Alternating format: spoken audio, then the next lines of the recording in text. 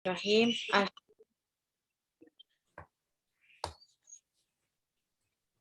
Alhamdulillahirabbil alamin wa bihi nasta'in ala umri dunya waddin wa salatu wassalamu ala asrofil anbiya'i wal mursalin wa ala alihi wa ashabihi ajmain. Yang terhormat Bapak Kaprodi PG PAUD yang terdahulu, yaitu Bapak Dr. Andes Ilham Sunario MPD, yang terhormat Ibu Kaprodi baru kita, yaitu Ibu Dr. Khairiyah Widyasari MPC, yang terhormat Bapak Ibu dosen Prodi PG PAUD, yang terhormat dan kami banggakan narasumber kita yang sangat hebat, yaitu Associate Professor Dr. Fitri Suraya Muhammad dari University Malaysia Sarawak. Yang kami sayangi dan banggakan mahasiswa-mahasiswi Prodi PG PAUD yang telah hadir dalam kegiatan Visiting Professor hari ini. Ya, izinkan saya membacakan susunan acara pada kegiatan hari ini, yaitu pembukaan. Yang pertama pembukaan, yang kedua sambutan, kemudian yang ketiga kegiatan inti oleh narasumber, yang keempat tanya jawab, dan kelima penutup ya. Mari kita buka acara hari ini dengan pembacaan basmalah bersama-sama. Bismillahirrahmanirrahim. Semoga bisa berjalan dengan lancar untuk kegiatan hari ini. Dan memasuki yang berikutnya yaitu sambutan, dikarenakan beliau-beliau sedang ada kegiatan yang tidak bisa ditinggalkan, dengan tidak mengurangi rasa hormat kepada narasumber kami persilahkan untuk langsung memasuki pada kegiatan acara inti hari ini. Ya, monggo Ibu Fitri Muhammad, kami persilahkan. Oke, Assalamualaikum warahmatullahi wabarakatuh. Waalaikumsalam warahmatullahi wabarakatuh. Apa kabar semua? Apa kabar? Alhamdulillah. Alhamdulillah, luar biasa. Ya. Mikrofonnya nggih, jadi biar interaktif dengan Ibu Dr. Fitri kita. Iya, sesi hari ini interaktif ya. Jadi saya ingin menyampaikan dalam bahasa Inggris. Is that possible? Saya boleh campur-campur sedikit dalam bahasa Melayu. Is that okay? Okay. Okay. Bentar ya, saya share screen.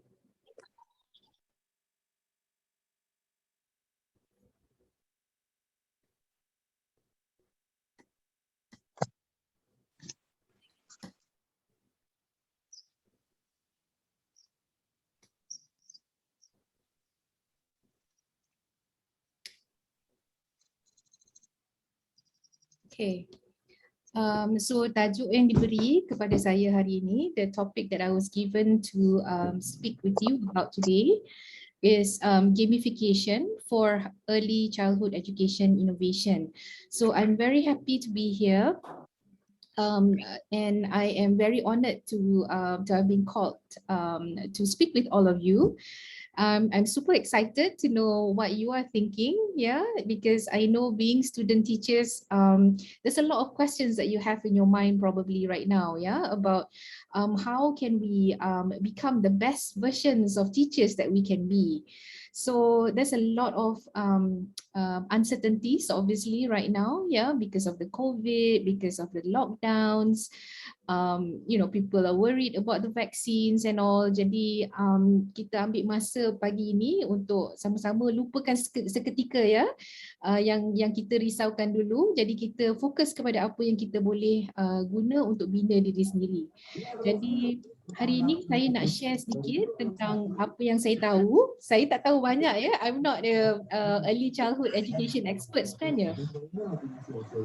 Tapi saya dah lama dalam bidang pendidikan. Saya first degree di dalam TESOL. Saya first degree TESOL, second degree pun TESOL, iaitu Teaching English as Second Language, dan PhD saya adalah dalam bidang pendidikan. Jadi saya melihat specifically kepada pendidikan guru, bagaimana guru menggunakan teknologi untuk mengajar.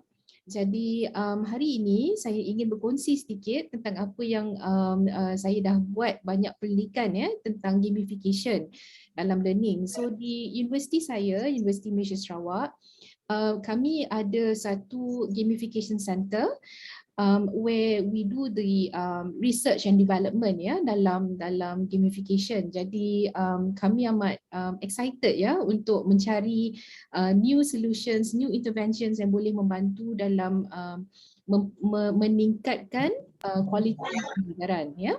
So today we are going to be talking about gamification of learning, and at the end of my session you will actually be designing games. So that is your little challenge for the session this morning, yeah. So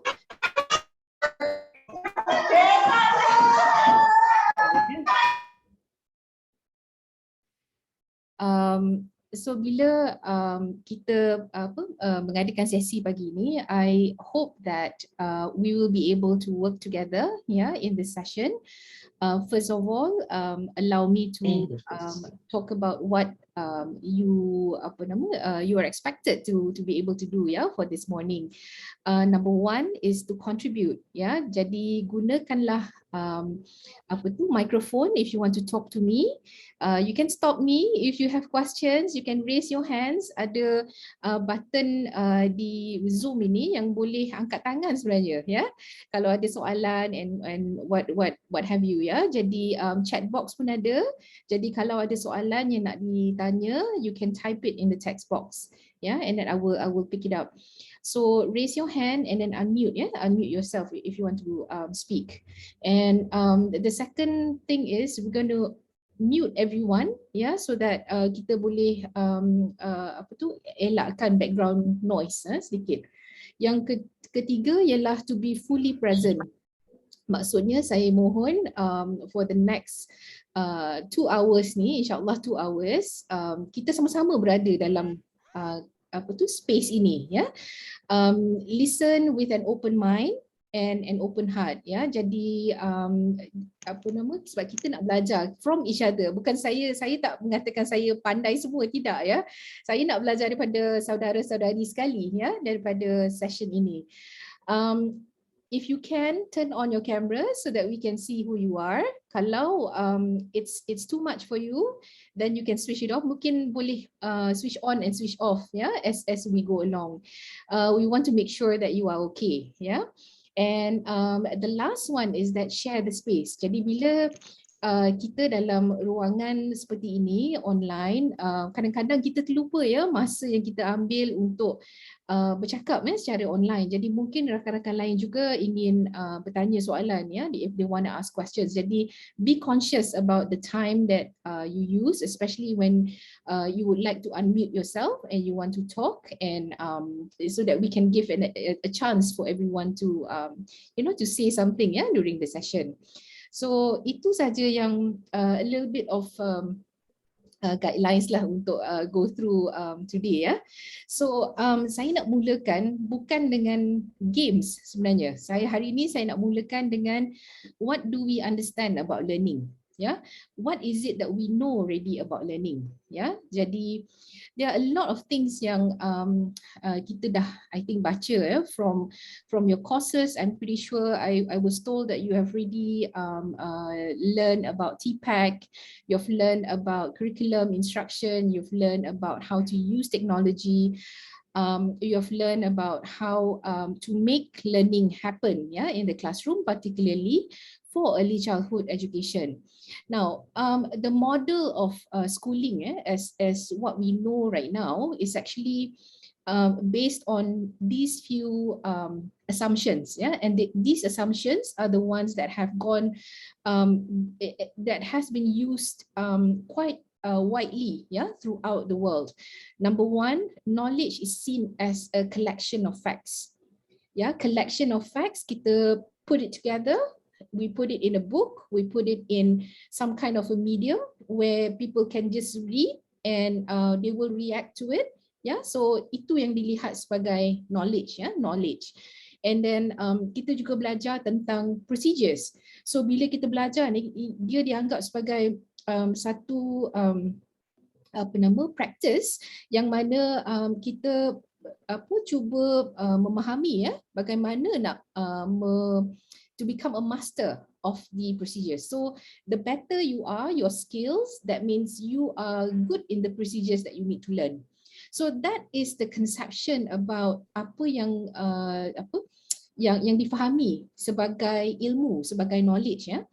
And the goal of schooling is to get this facts and procedures, yeah, to get these facts and procedures and make sure that students who attend school, they will get this, yeah.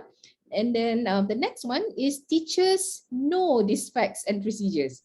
Maksud dia, bila teachers come to school, you are expected to know everything about the facts and the procedures because you need to teach the kids. Yeah, you need to teach the children, you need to teach the students, and your job is to transmit this to the students. Yeah, so this has been the model of schooling that we know about. Yeah, and you and I have gone through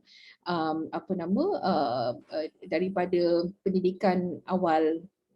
Awal pendidikan, ya, I think you call it pendidikan usia dini, ya, pendidikan asas usia dini, and then sekolah dasar, ya, which is what is called sekolah rendah di sini, ya, di Malaysia, dan juga di sekolah menengah, the high school, ya. Jadi that process adalah pembelajaran di mana kita melihat, ya, facts and procedures dibentangkan kepada kita dalam pelbagai tahap. Yeah, there's a few levels in which you have to learn the facts and also the procedures. Now, the common what do you call it approach is that you teach the simple ones first. You cannot start with the complex ones later, first. Yeah, selalunya you start with something simple and then you build on the simple facts, and then you go on to something a bit more complex as the students move along, yeah, in their levels of learning. And the way that we determine success, meaning that apa yang kita gunakan sebagai pengukur untuk mengatakan pelajar faham apa yang dibelajar. Yeah, how do we do that? We test them to see whether they, understand the facts and the procedures that we were teaching them. So again, it goes to the point of going to that collection of facts, yeah, collection of procedures yang sudah determine, sudah compile, yeah, and then we teach them, and then we test them to see whether they understand it or not, they hafal ataupun tidak, yeah, and then that is the model of schooling that has been going on for so many years. However, this understanding is increasingly being tested, yeah. It is being challenged right now because people are looking at creativity now. People are looking at innovation. People are looking at ingenuity. Ya, bagaimana kita nak menghasilkan idea-idea yang baru, idea-idea yang boleh membawa perubahan. Ya, what are the ways as to we can make this happen? It cannot be by teaching daripada simple to complex tadi, ya. And knowledge sekarang bukannya dalam satu collection buku saja, ya. I think for you, especially now that you are student teachers, you can see that you don't use one book as your reference only, isn't it? You go and find other things to read in order to understand what you are reading at this point. Betul tak tidak? Yeah, so saya I think for the past 10 years saya ramai dapat pelajar, ya, dalam my classes yang mana mereka akan tengah saya kuliah, saya menyampaikan kuliah, mereka akan Google, ya, nota-nota saya, dan dia akan tanya dalam kelas. Dia kata, doktor betul ke ni? Doktor betul ke ni? Boleh tak doktor jelaskan yang dalam resource ni cakap macam ni? Kenapa doktor cakap lain? Dia kata. So sebagai pendidik, saya perlu on my feet. Yeah, I have to be on my feet all the time in order to understand how is knowledge actually being presented to people. Yeah, jadi I need to know. I constantly need to read. Yeah, in order to be on par with what is expected at that point in time. Ya, so sebagai pendidik, komitmen kita tidak berhenti bila kita bergraduate daripada universiti. We have to always remember that we need to come back and read and read and read and make sure that we know what we are teaching. Now, these are some learning sciences findings. Kalau tidak familiar dengan bidang sains pembelajaran, you can look this up. Sains pembelajaran adalah satu cabang pendidikan yang mana melihat kepada penggunaan idea-idea daripada filosofi, daripada cognitive neuroscience, daripada psychology, daripada teknologi, ICT, untuk to strengthen the understanding about how people learn. About how people learn. Jadi in this discipline, dalam bidang ini, this is what they have found so far, that we need to consider deeper conceptual understanding. When we are teaching something, we need to understand that there is an opportunity for the students to engage in deeper conceptual understanding. Number two, focus on the learning in addition to the teaching. So bila kita mengajar, kita tidak melihat kepada lesson yang nak diajar sahaja, tapi kita perlu melihat what is beyond that lesson. Maksud dia apa yang dia belajar daripada kelas-kelas lain. Apa yang dia boleh bawa daripada kelas-kelas lain, session-session yang lain untuk dibawa ke dalam kelas ini. So you have to ask good questions. Sebagai guru, we have to ask good questions. We use reflection. How do we use reflection? Kita tanya soalan, kita tanya apa pendapat dia, apa fikiran dia, even emosi dia pun kita boleh tanya sebagai reflection. And kita scaffold learning, maksudnya kita memberi guidance. We give them guidance in order for them to understand the different ways as to how they can look at one problem. Problem solving is not something that must happen only at primary school or secondary school. Problem solving can also happen in the playground. Problem solving can also happen at early childhood classes. It's not bound to just the higher levels of learning. The third item here that I want to talk to you about is design principles. Ada satu keperluan baru sekarang untuk kita melihat bagaimana kita nak customize. How do we customize the learning process, the learning experience? We need to understand how our students learn. We need to know what is it that makes them motivated to want to learn. What is it that we can do to change their attitude about what they're learning? So we need, because of this, we need diverse access to different types of knowledge. Different types of knowledge, different ways of looking at things. I'll give you an example. I have a 10-year-old daughter. She's in primary 4 right now, and every single day I see her watch videos on TikTok.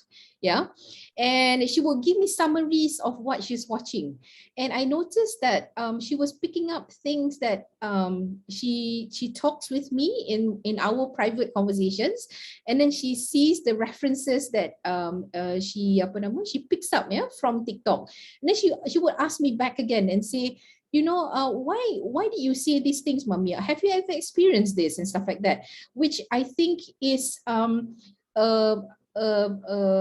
signal of the way that she is processing information. The way that she is trying to relate one information to another information to another information, and she knows that there are layers as to how people understand different things. Which is very, very interesting, And then I reflected on my own journey as a student before. And I think when I was 10 years old, I would not be asking the questions that she's asking me now.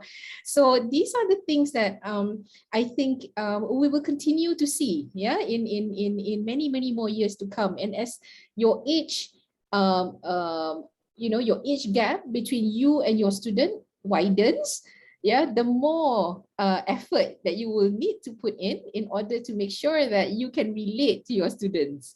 So these are the things that I hope that you will remember and take on with you.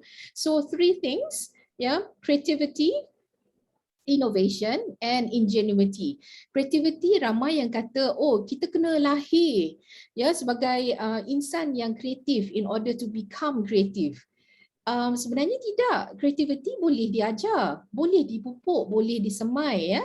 Semangat untuk menjadi kreatif boleh dididik ya di sekolah pun ya, dengan cara kita memberi idea kepada pelajar, dengan cara kita memberi kata-kata semangat, dengan cara kita reka bentuk ya cara pergaulan dalam kelas katakanlah. Even sekarang bila kita mengajar secara online, kita boleh memilih perkataan-perkataan yang kita boleh gunakan so that the students will feel that they are open to try new things. Yeah, creativity is about trying new things and failing at it and coming back again and trying again. Yeah, so it's that process of looking at something in many different ways. You know, probably they will fall and they will make mistakes, but it is okay. So that is where our job come in as an educator. That is where we come in and say, you know what, it's okay to not be happy with your product right now. Yeah, but you can make a different one when you come back to it again. So from creativity, that initiates in ingenuity. Ingenuity is the process of building the thinking skills, yeah, the cognitive skills. How do we want them to be aware of the impact of what they are doing?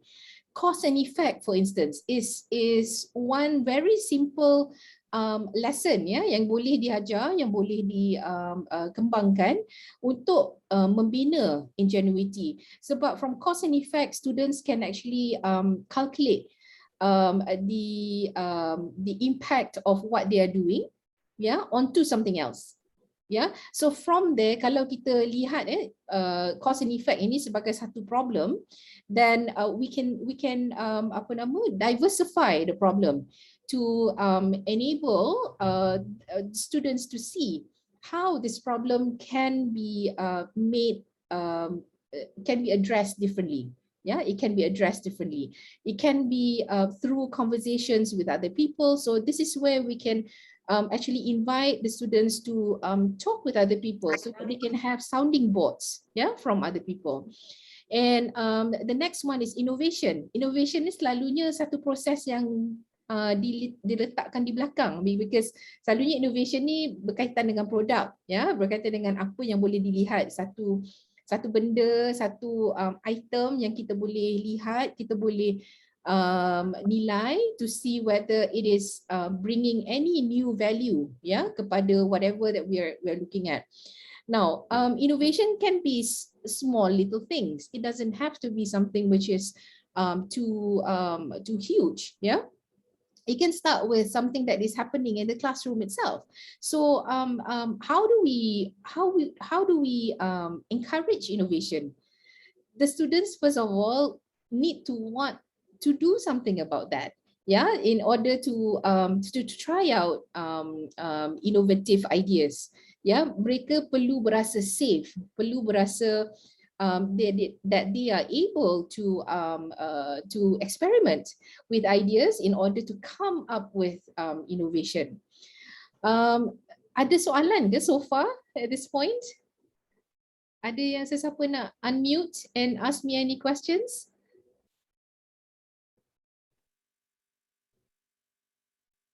Ada? No, masih belum, Miss. Say that again. Masih belum. Masih belum. Belum, okay. Alright. Terima kasih. Alright, so di sini saya nak jemput semua untuk masuk ke dalam Kahoot. If you have a phone, you can come into this kahoot.it, and then kalau you ada Kahoot app, is even easier. The game pin is 876417. 876 417.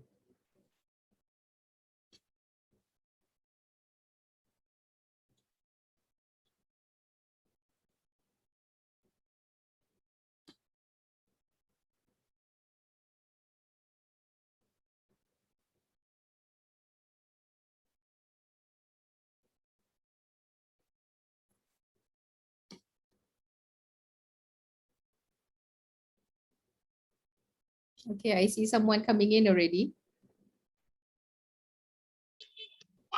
Enggak apa, ya dibersihin gini kok.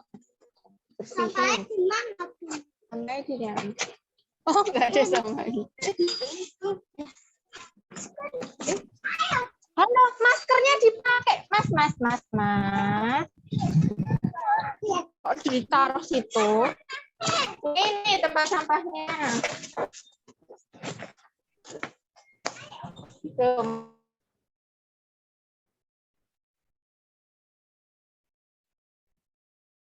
Okay. Ada lagi yang boleh masuk? Baru 12 orang. Can we just go on? Can we just proceed? Is that okay?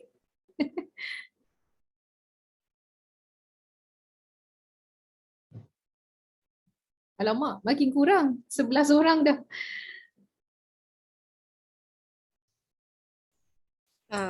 Ayo Mbak, Mas, Bunda-bunda semua segera join nggih di www.kahoot.it ya, untuk segera join masuk agar Bunda kita yaitu Bunda Dr. Fitri Muhammad bisa segera memulai nggih Bunda nggih. Ya Bun ya, bisa segera mulai. Ini apa? Game pinnya apa Bu? Ya. 876 417. 876 417.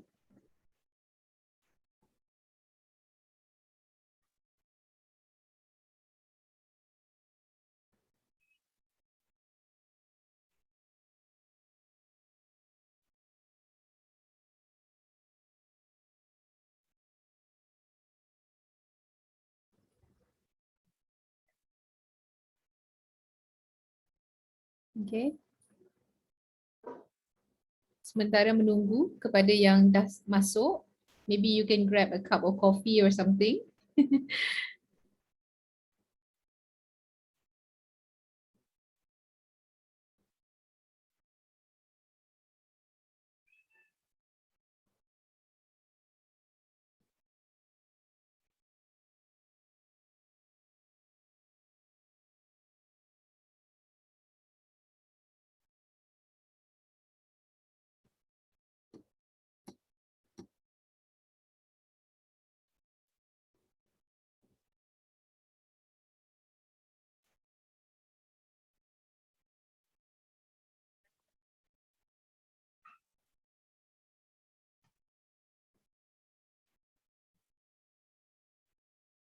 I think we have half of them here already. Shall we start? Boleh mulai ya Bu? Okay. Okay.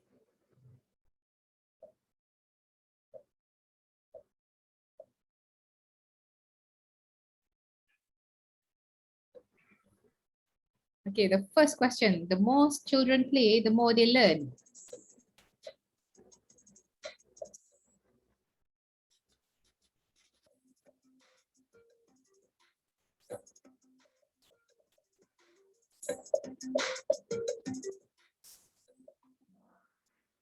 Okay, interesting. You say it's true. Yeah, this was a poll that I was actually looking forward to see what your reactions are. And some of you actually chose teachers learn more when they play. Yeah, and this is a very interesting option as well. Sebenarnya ya, the more children play, the more they actually learn, because when you are playing, you are testing new things. Remember what I talked to you about dalam creativity? Yeah, when we are looking at creativity, we want people to try out new things. Yeah, and this trial and error is the one that will make them become more creative. Yeah, and excellent choice. And also teachers learn more when they play. Yes, teachers need to play as well. Yeah, as a teacher, you need to play as well. Kita tak boleh duduk tengok peluk, peluk badan and cuma melihat saja. Ya, apa yang berlaku dalam kelas, for instance. You yourself need to play as well in order for you to understand what is it that motivates people. How is it that we can change people's attitude based on what they are playing? So this is a very important element ya dalam teacher education yang kita boleh lihat. Okay, next question. True or false? Children learn numeracy abilities by singing and playing music.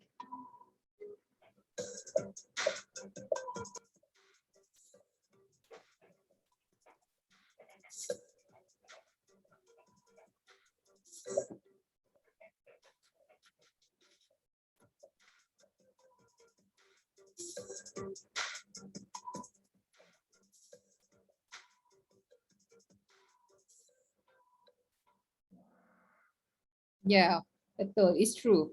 Yeah. So the more music that they have, they actually learn better mathematics. Yeah. So this is, I think, one of key findings yang kita nampak throughout the years. So normally it is associated that when children are able to sing or they play an instrument, atau even listening to music itself, they're able to strengthen their mathematical abilities. Yeah. Excellent. Well done. Next question. Children know how to socialize on their own. Children know how to socialize on their own.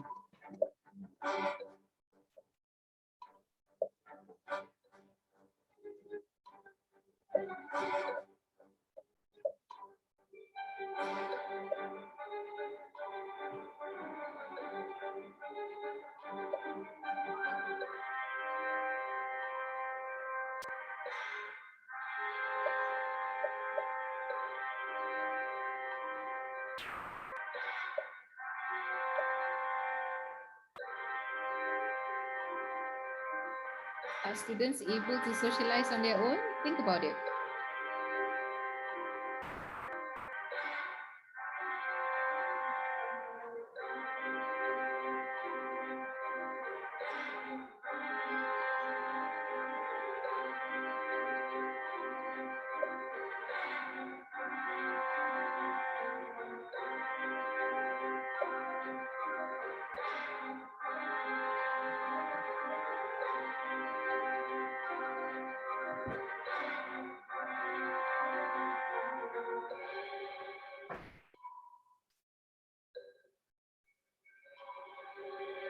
Ada lagi yang belum jawab ni? Come on.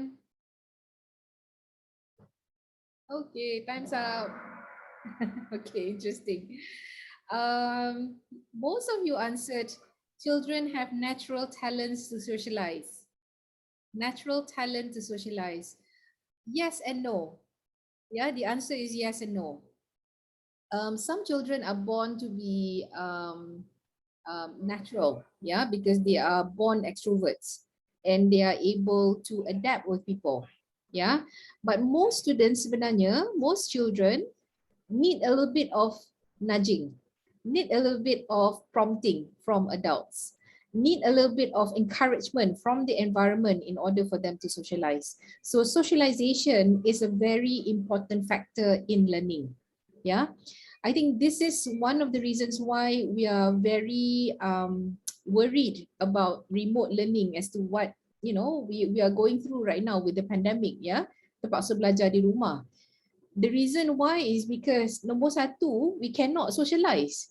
Yeah, socialization level yang kita buat secara online sangat berbeza ya dengan masa kita berjumpa face to face. Yeah, it's a very big difference. Jadi for some people who are able to strike a conversation with strangers, for instance, they may be comfortable, yeah, using this online platform.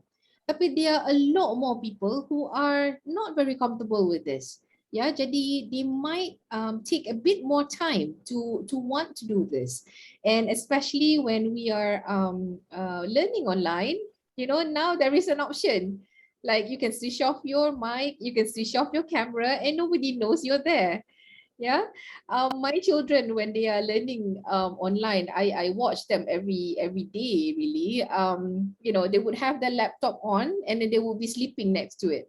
So they're in the class, tapi not really in the class. So you know, it depends very much on what they're learning for the day and who's teaching what. Yeah, so itu yang saya nampak lah sebagai apa tu lessons ya, lessons yang kita boleh pick up sebagai pendidik. Alright, let me move on to the next question. The more hours children read, the better they will become when older, when they are older.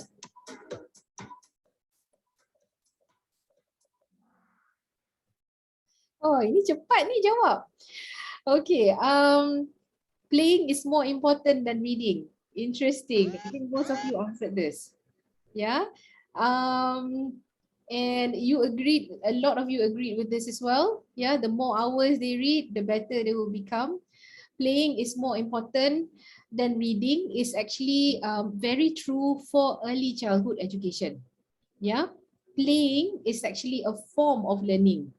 Yeah, kids who do not have the opportunity to play as much, they may have apa nama the disadvantage, yeah, to try out things and to have relationships with, you know, other people and even the toys that they are playing with.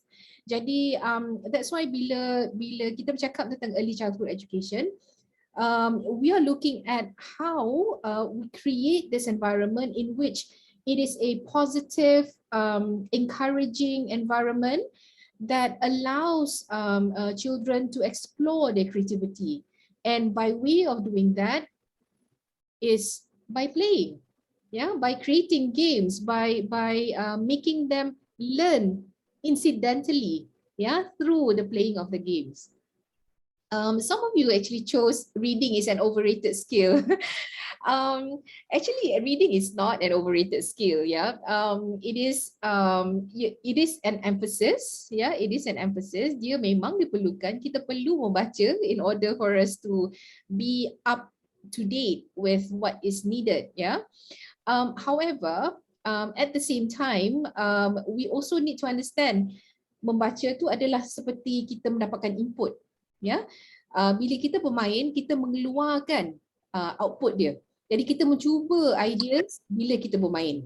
Yeah, so it's a different perspective altogether. Yeah, between reading and playing. But there are also already activities yang mana while you are reading, you can also play.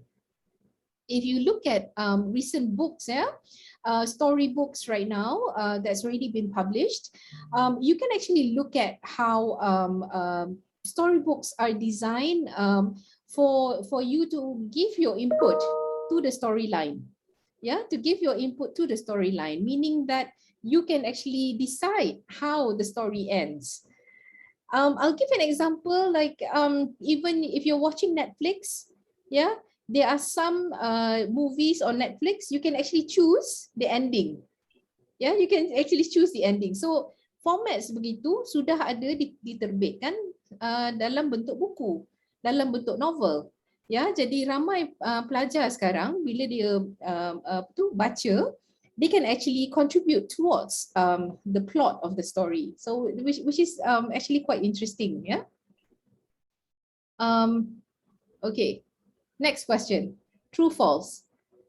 High quality childcare is related to better cognitive outcomes, less impulsivity, and better social competence.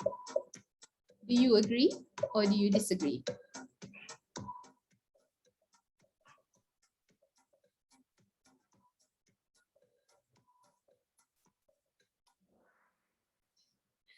Yes.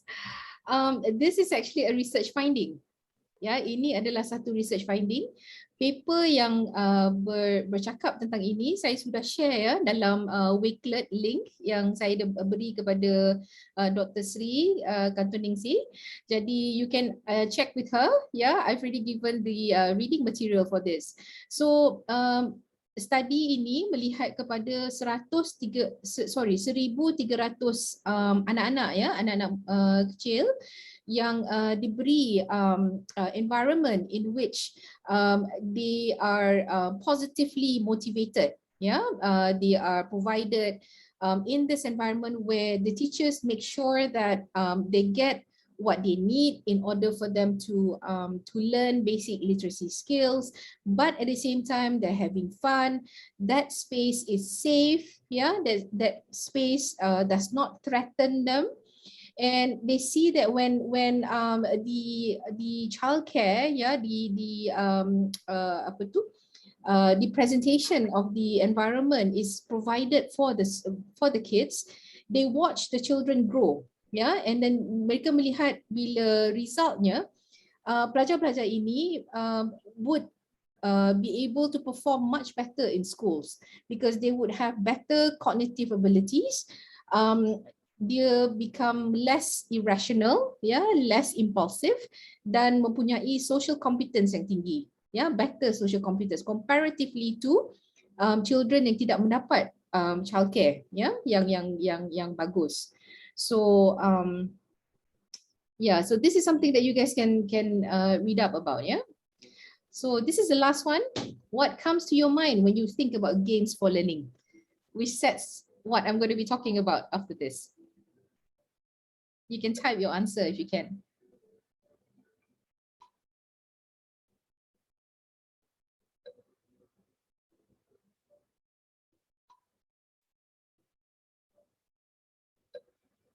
Kepada yang tidak masuk ke dalam Kahoot, you can type your answer dalam the chat box. You can use the chat box.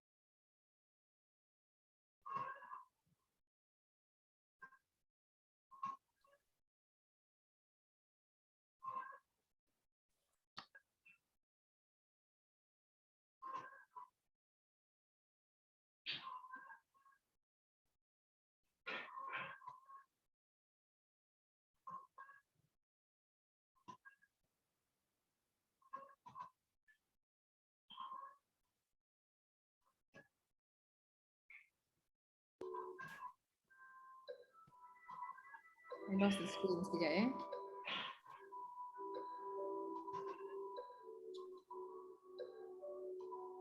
Okay.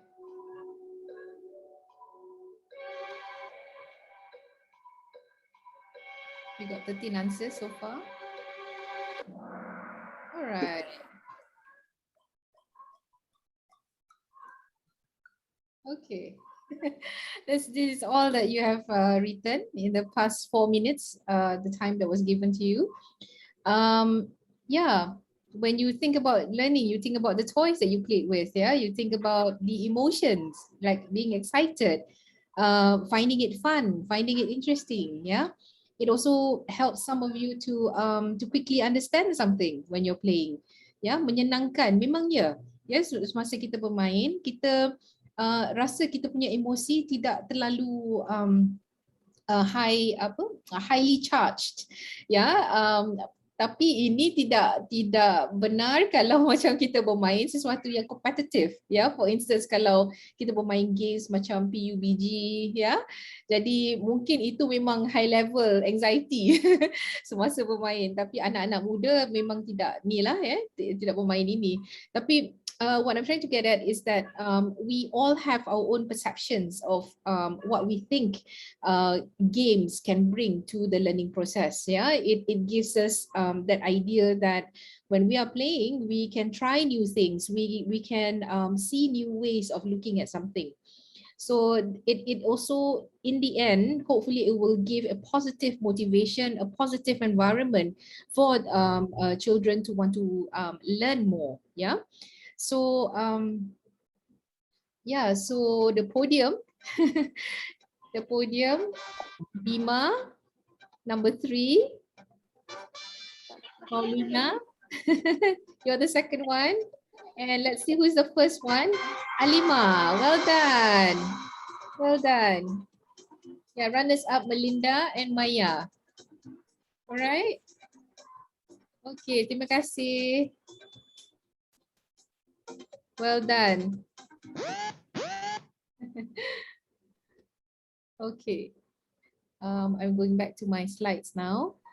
Does anybody have any questions at this point? Are you guys okay so far? Okay, dokter. Sekejap ya.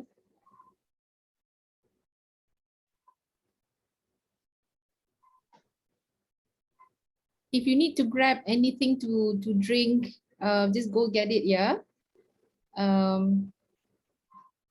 Okay, so what is a game? You have already identified that in the last question that I showed you in the Kahoot. So a game is where we learn how to use something using some rules, yeah, and the outcomes of how we use the activity would be determined by the way the rules are being played. Yeah, so it is a rule-based what do you call it, activity. Dia ada rule dia. Kalau kita main yang baling selipar, I don't know, I'm sure you guys play that as well di kampung ya, di rumah ya. You know yang selipar yang kita susun 3 tu. Lepas tu kita ambil something untuk baling selipar tu, and then kita lari kan kejar kawan-kawan. Ada rule dia sebab everybody need to be sure that you need to focus on that slippers, that compilation of slipper, and to make sure that you don't get caught by your other friends. Yeah, so every game that we play ada rule. Yeah, this is what we call the game mechanics. What do you need for you to play the game? What are the tools that you need? Like for instance, if you're playing congkak, you need to have a board. Yeah, in order, and the board has got to have holes. Yeah, also I'm sure you've seen this. Orang yang tak ada board congkak tu, dia boleh gali dekat tanah pun. Yeah, you can be creative, yeah, about how you want to play the congkak. But the most important thing about congkak is you have to have the guli, you have to have the marbles, and you have to have the lubang. Yeah, in order for you to move in the game. So these are the things that what we call sebagai game mechanics. Ya, dia diperlukan untuk kita bermain game tersebut. Bila kita melihat kepada gamification pula, gamification adalah menggunakan game mechanics tadi dalam non-game context. kita menggunakan apa yang kita tahu dalam game tersebut dalam situasi di mana ia bukan satu game. Dia bukan seperti bermain congkak. Dia menggunakan elemen-elemen congkak tadi, dia menggunakan guli katakanlah. Kita boleh gunakan lubang-lubang tadi, ya, tapi it's not about playing the congkak, but it's actually about doing something else, ya. So there are many types of how we can use different types of affordances, yeah, in order to create this gameful experience. So this is the whole bidang yang berkaitan dengan gamification. Yeah, it's about how we attribute the game mechanics, and then we try to see how it can be applied in different situations and different environments. Yeah. Examples of non-game contexts include dalam education, yeah, in the way that we use it in our classroom. People also use it in health.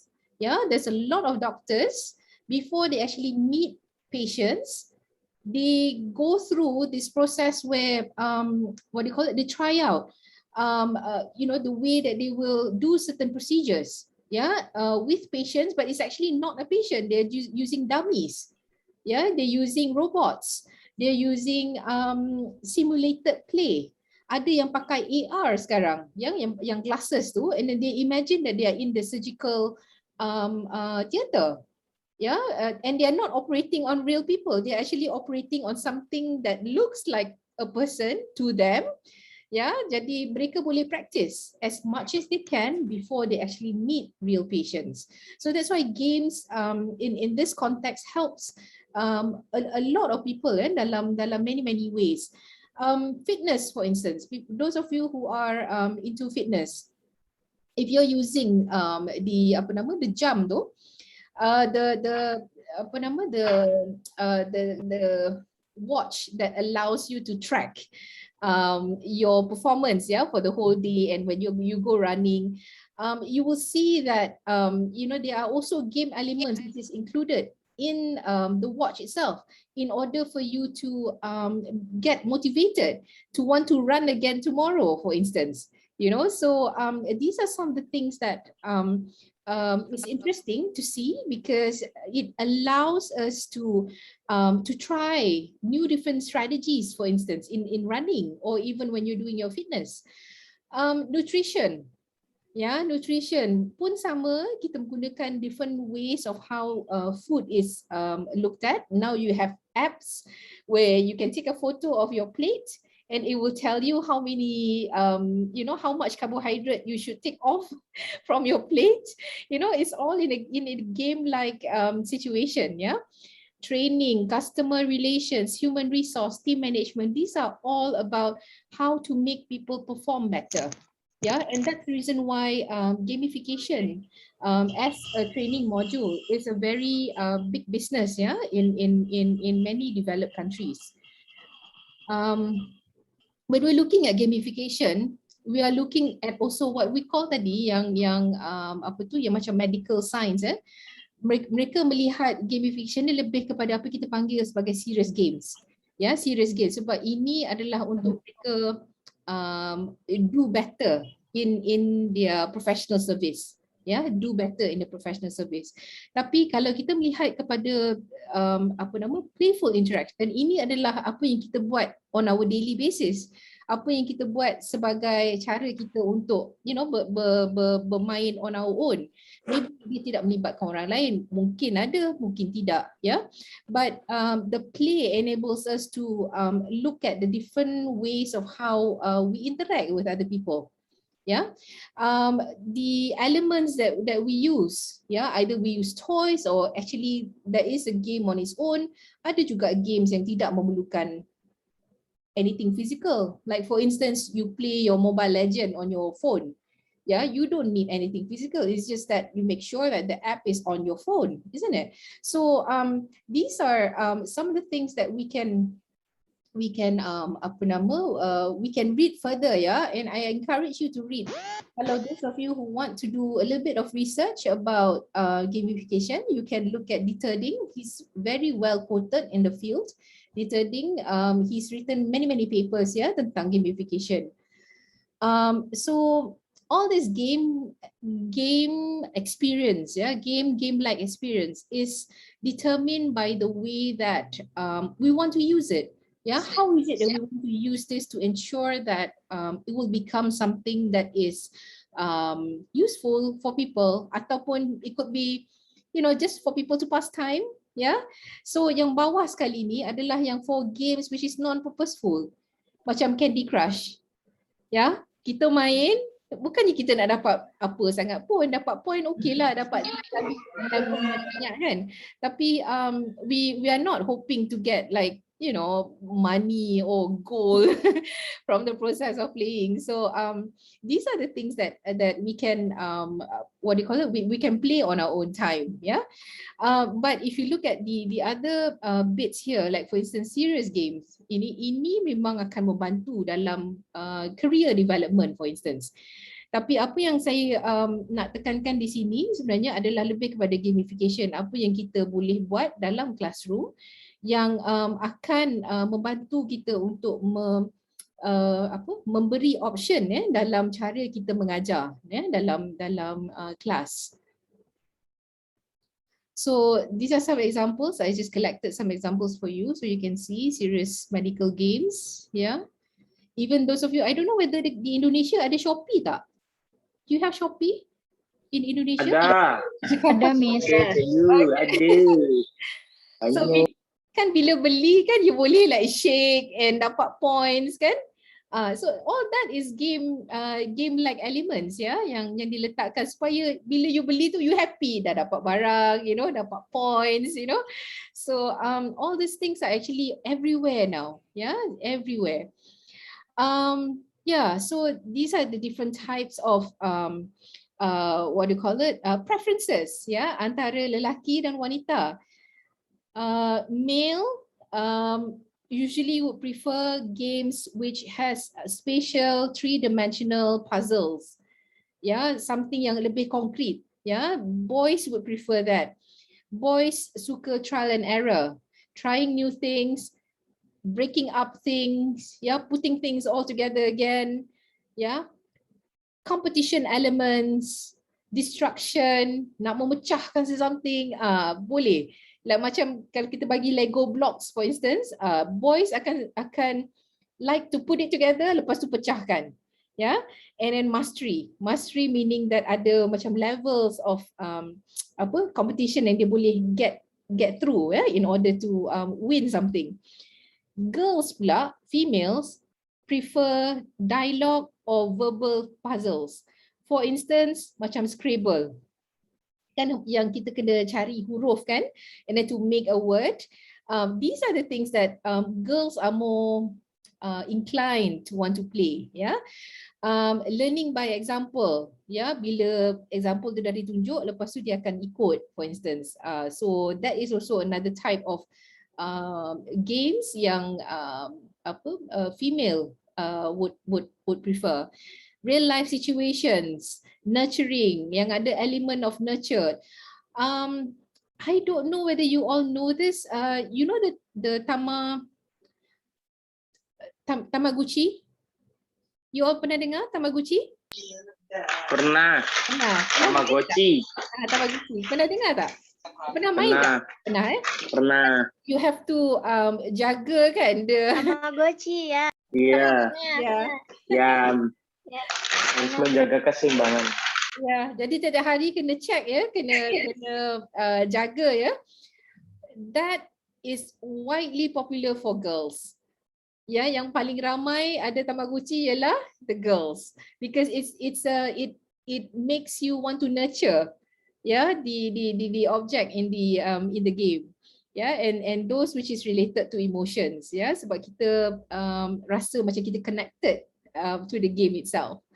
Jadi ada perbezaan sedikit and also age as well.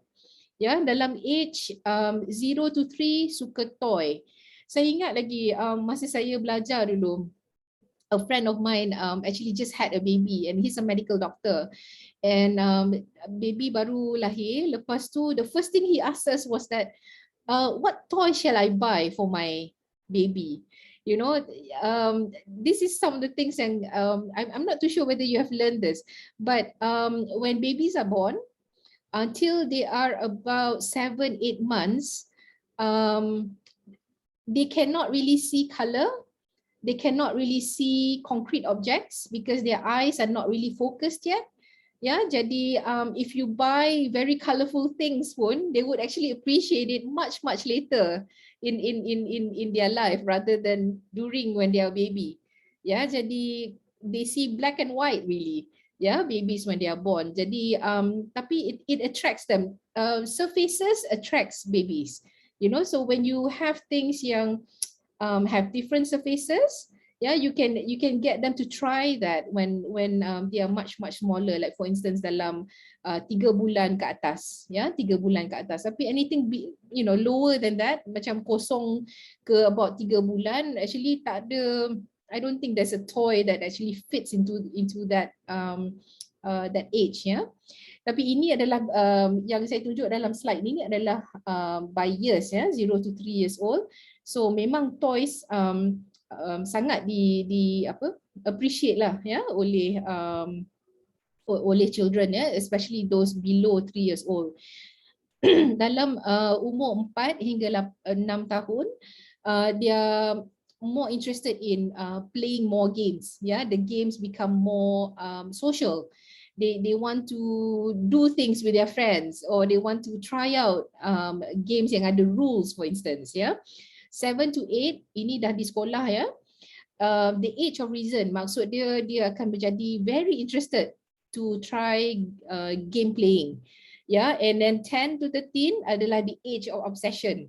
Maksud dia akan go through, dia akan tak ingat dunia. Tak ingat dunia, dia akan cuba main game tu sampai dia dapat apa-apa goal yang dia nak lah, ya. And 13 to 18, plenty of free time to play and strong gender differences.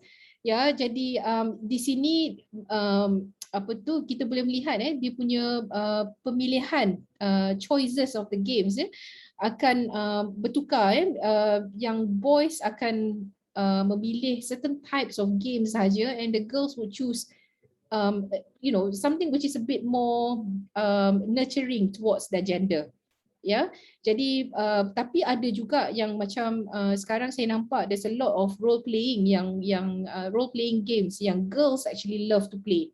Ya, so bila mereka bermain tu, mereka kadang-kadang akan menjadi boys instead of jadi girls. Ya, so it's quite interesting to see how you can change your what you call it, your personalities when you are playing, especially online games. Yeah, especially online games.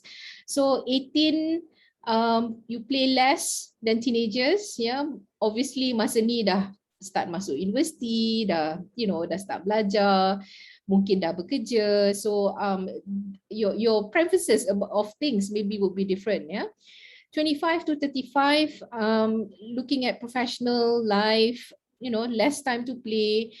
35 to 50, again, you are literally buying toys now for your own kids, for instance. Yeah, so it's more of casual playing. Yeah, and 50 and above, they have plenty of time, but the games that they play would be more of a socializing activity, meaning that they want to interact with other people who are about their same age group. Yeah, jadi di permainan yang dimain, for instance, okay, saya bagi contoh. Kalau dekat kampung kita tengok orang sabung ayam. You all tahu sabung ayam? Yeah, it's a game that is very popular, isn't it? Yeah. How do you think yang sabung ayam bukan teenagers? They are not teenagers, are they? Yes. They are usually older people, isn't it? Yeah. Yeah. Because it's a socialization activity. Yeah, for them, it's a socialization activity. It's not something that you are building points, for instance. It's not something that you do to find sort of new levels of learning. Yeah. it is a game for them because they see that as an opportunity to talk to other people. So di Sarawak ini semasa COVID, ya semasa COVID kami dah ada kes-kes yang mana orang-orang tua berkumpul tabung ayam ya untuk bermain sama dengan kawan-kawan masing-masing. Ya, so this is their game element. Ya, their game element. Right. So this is what I've been talking about tadi, game elements, the different ways of how what do you call it? The different ways as to how we use the components within the game, yeah, to interact during the gameplay, yeah. So the quest, the points, the teams, yeah, achievements, virtual goods, all these things, they are all things that we can put together. So if you're talking about early childhood education, what are the components that is already available for you, yeah, in the classroom that you can put together in order to help children learn things while they are using the components that you're putting together. Yeah, the mechanisms, what are the ways as to you want to make them play it?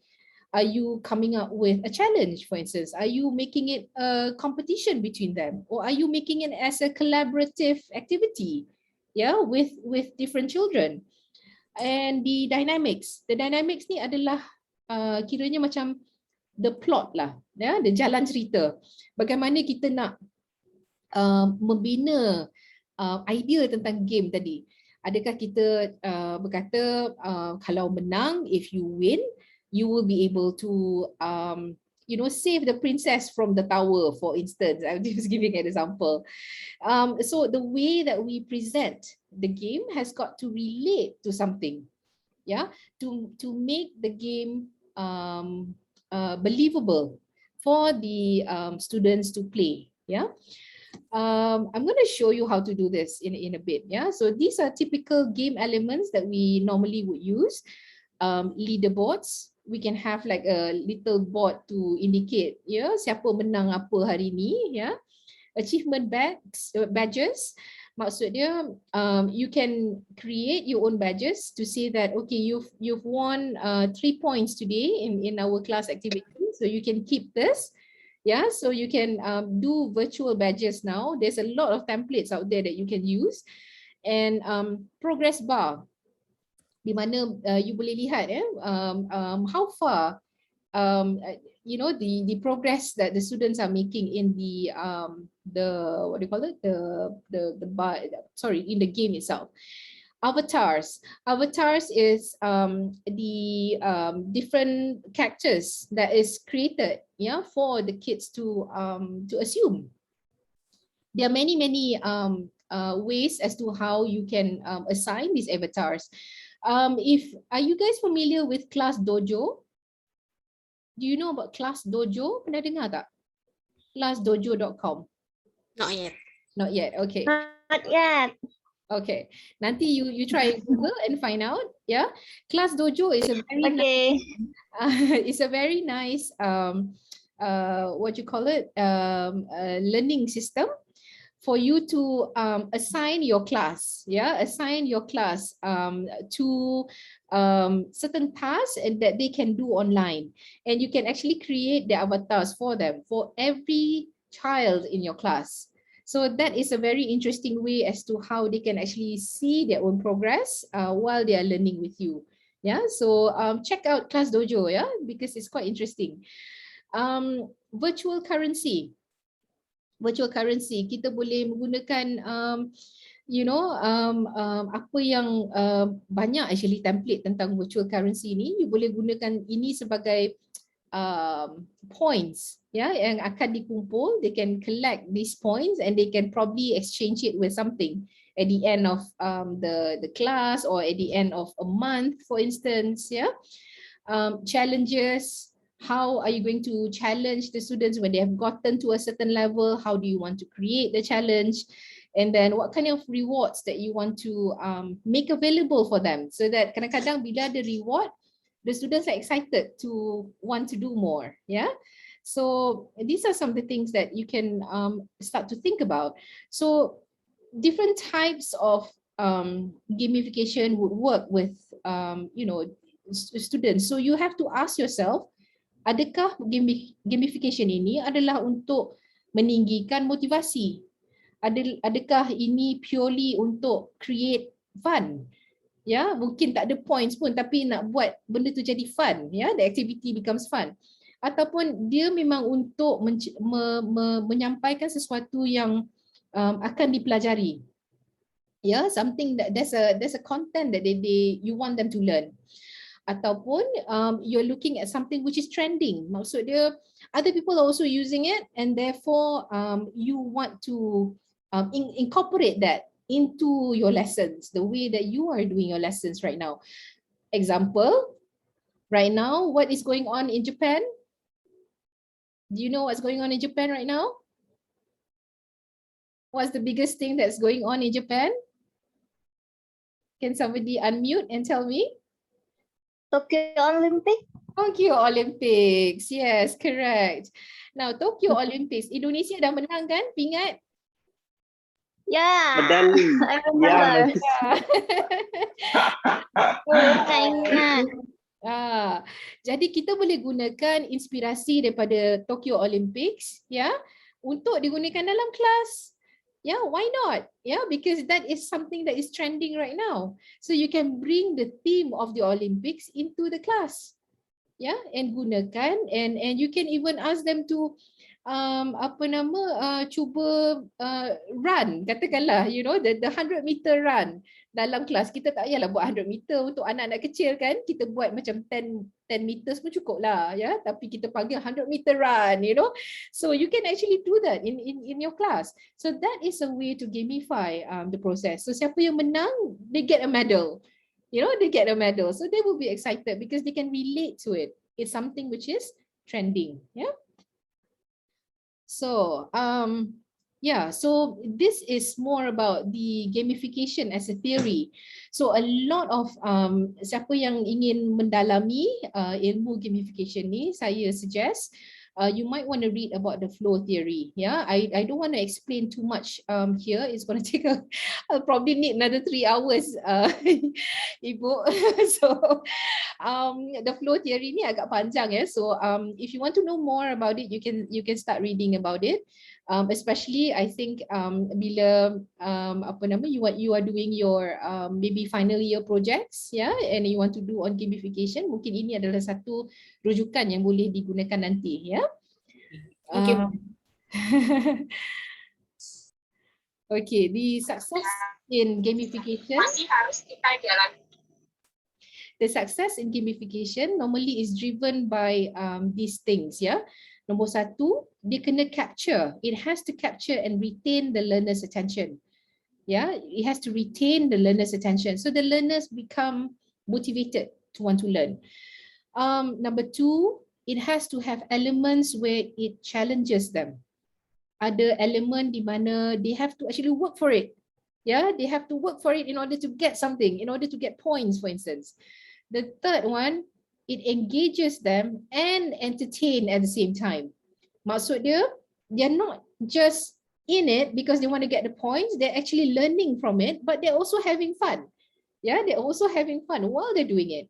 And the last bit is it has some element where through that process, through that journey, through that experience, they are actually learning something.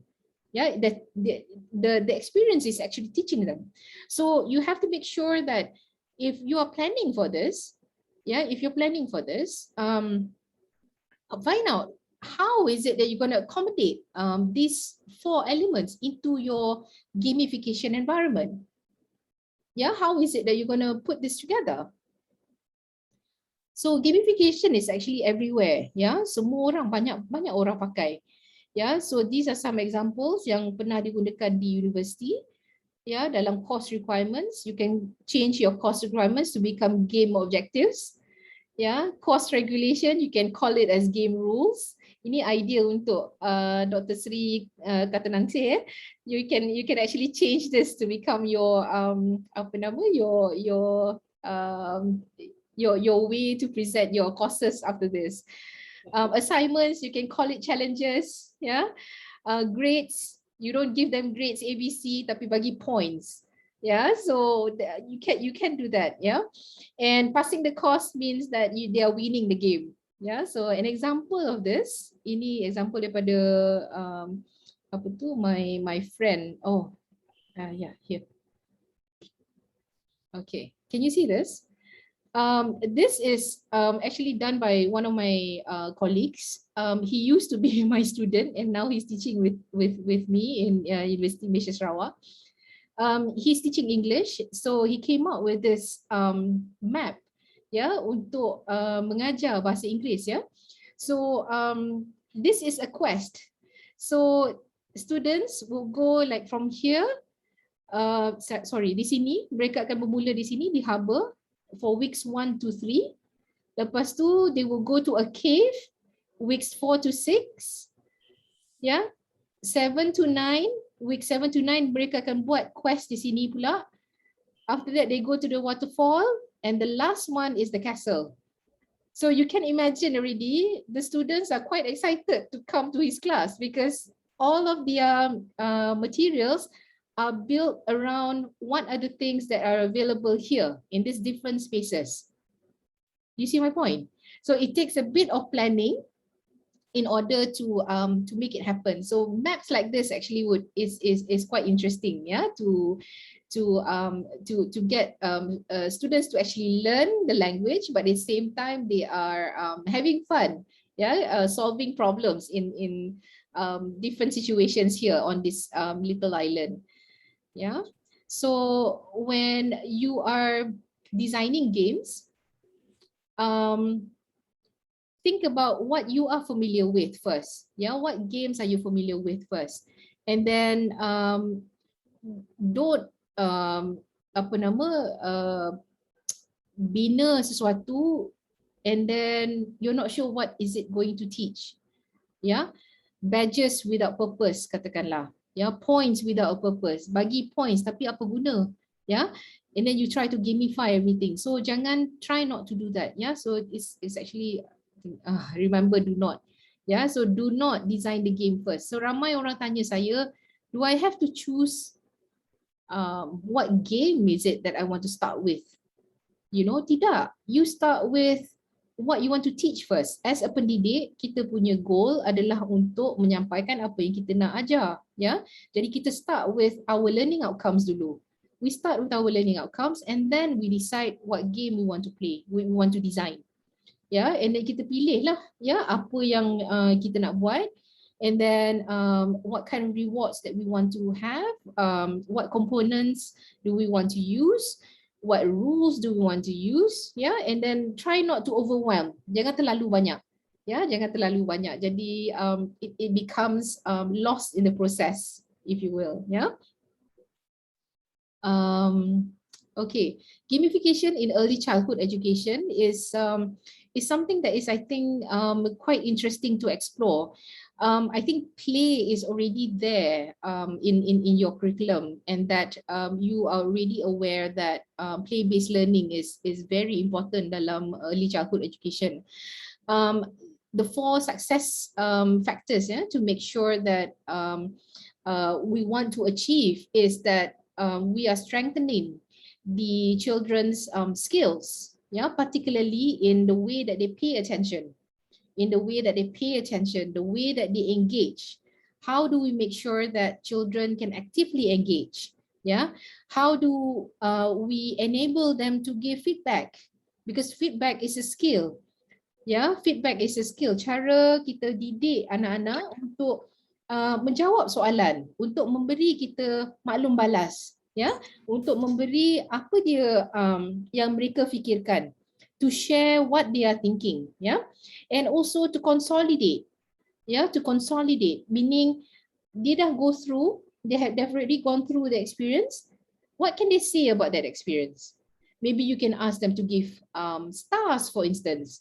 Kalau katakanlah, you can say, kalau nak bagi ada 5 star, berapa banyak star nak bagi untuk yang the experience that they went through. Yeah, so that is one way. Or you can ask them to draw, you can ask them to color.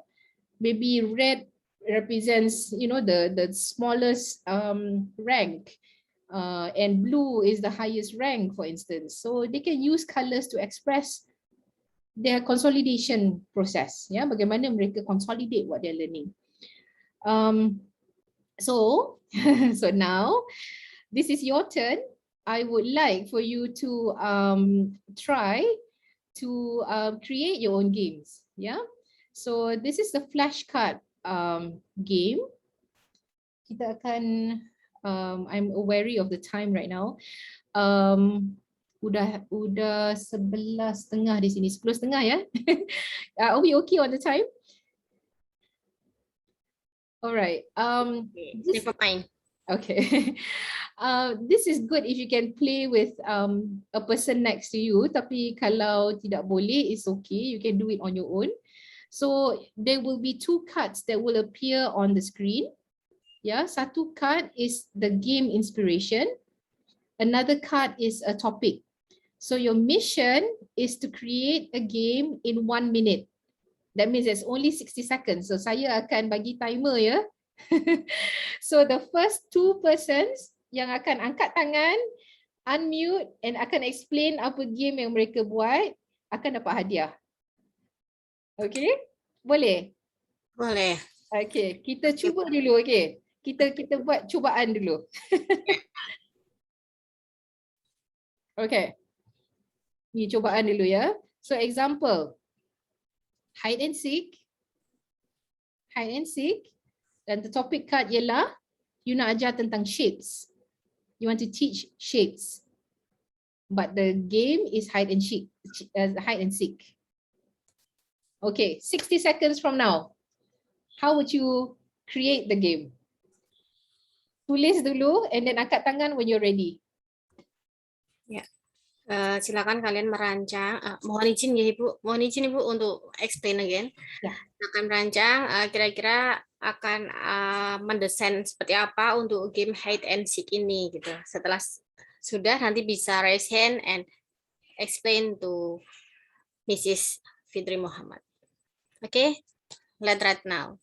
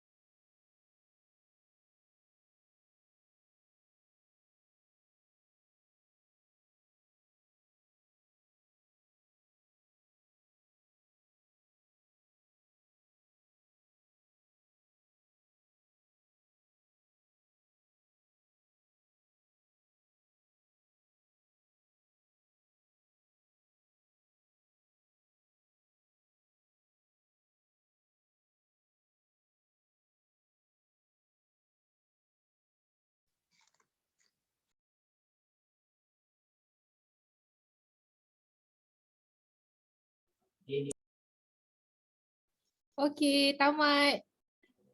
1 minit. Okay, siapa ready? Can you raise your hands? Dapat hadiah tau.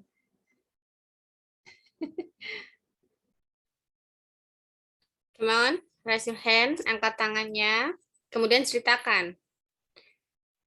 Explain ya, diceritakan kira-kira punya gagasan apa tentang hide and seek ini. Mau buat game yang seperti apa. Ya, seperti itu Ibu. Ya. Oke.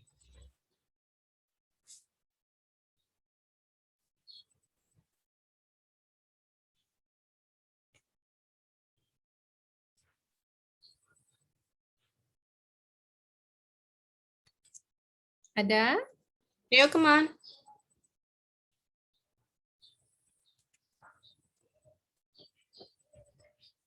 Oke, Mas Bima mungkin?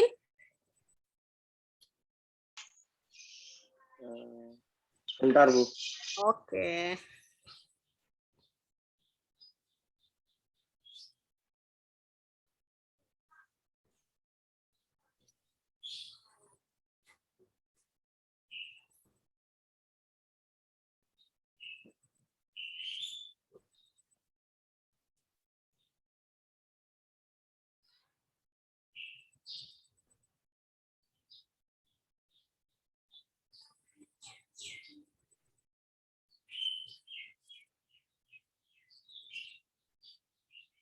Okey, silakan.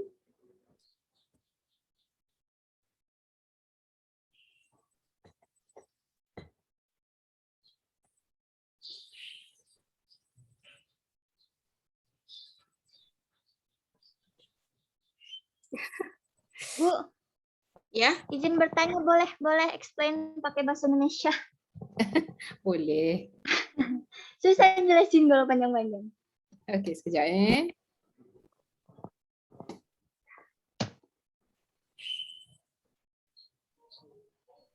bisa disebutkan nama Mbak? Ya. Okey. Tahu nggak hide and seek? Do you know the hide and seek? Yes, in Indonesia name petak umpet. Ya. Okey, bagaimana kita mainnya?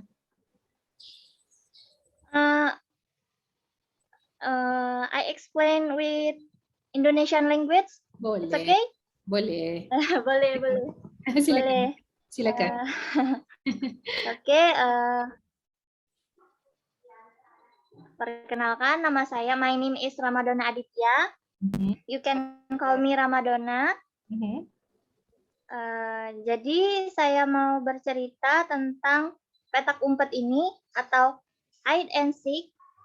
Jadi kalau di Indonesia mungkin sama juga dengan di Malaysia juga. Ya. Jadi anak-anak berkumpul sebanyak-banyaknya biasanya.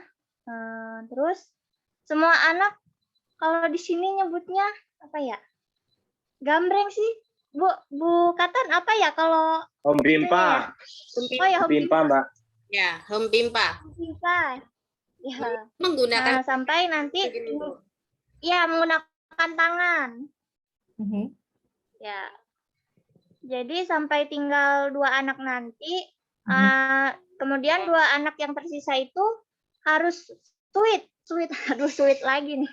itu pingsuit Harus jadi menentukan, ya dari Hompimpa jadi sweet, menentukan siapa yang untuk jaga gawang. Ya misal di gambar ini kan juga udah ada yang jaga gawangnya menutup mata gitu ya, atau menunggu teman-temannya bersembunyi. Nah, jadi sampai biasanya juga anak yang menutup mata itu menghitung angka 1 sampai 10 atau sesuai kesepakatan. Jadi teman-teman yang tidak berjaga mencari tempat untuk bersembunyi. Nah, kalaupun sudah selesai menghitung dari 1 sampai 10 misalnya, anak yang menjaga tadi itu harus mencari teman-temannya yang lain. Dan kalau anak yang menjaga tadi tidak dalam lingkungan gawangnya, anak-anak yang bersembunyi tadi harus harus langsung lari cepat-cepat balapan supaya bisa ke gawang yang mencari tadi. Dan kalau semisal yang menjaga gawangnya tidak ada di tempat, tidak ada di gawangnya, anak yang menjaga gawang harus jaga lagi. Ya, seperti itu. I like this. Good. Okay, kalau kalau kita imagine kita nak mengajar tentang the different shapes, bentuk-bentuk yang berbeza, itu yang kita nak ajar, tapi menggunakan peraturan yang sama. Ya. Undang-undang permainannya sama. Bagaimana ya untuk bina game tersebut? Sama juga konsep tadi, hide and seek. Maksudnya berlari untuk sembunyi kan? Ya, berlari untuk sembunyi. Sembunyi, lepas tu kena cari. Ya, betul? Ya lepas tu kena cari. Ya. Macam tu. Ya. Jadi bagaimana kalau kita nak mengajar konsep bentuk tadi? Bentuk-bentuk ini. Konsep bentuk. Berarti di anak-anak mencari benda-benda, bentuk-bentuk ini? Iya. bentuknya disembunyikan, kemudian anak-anak disuruh mencari bentuk itu. Oh, ya. You get it? Oke. Alhamdulillah. Ya, I get it. Alhamdulillah. Jadi bentuk-bentuk Ya. boleh boleh dibina menggunakan different colours, ya, berwarna. Jadi mungkin beberapa orang sembunyikan yang warna merah dulu. Jadi siapa yang dapat warna merah dulu mungkin dapat points yang tinggi, ya. Dan lepas itu boleh cari yang warna-warna lain. So you can do that as well. Yeah. Okay. Alright. Okay, kita mula ya competition ya. Ya. You ready ya? I'm ready. Okay. Alhamdulillah. Okay. 60 seconds, come on. Oh my God.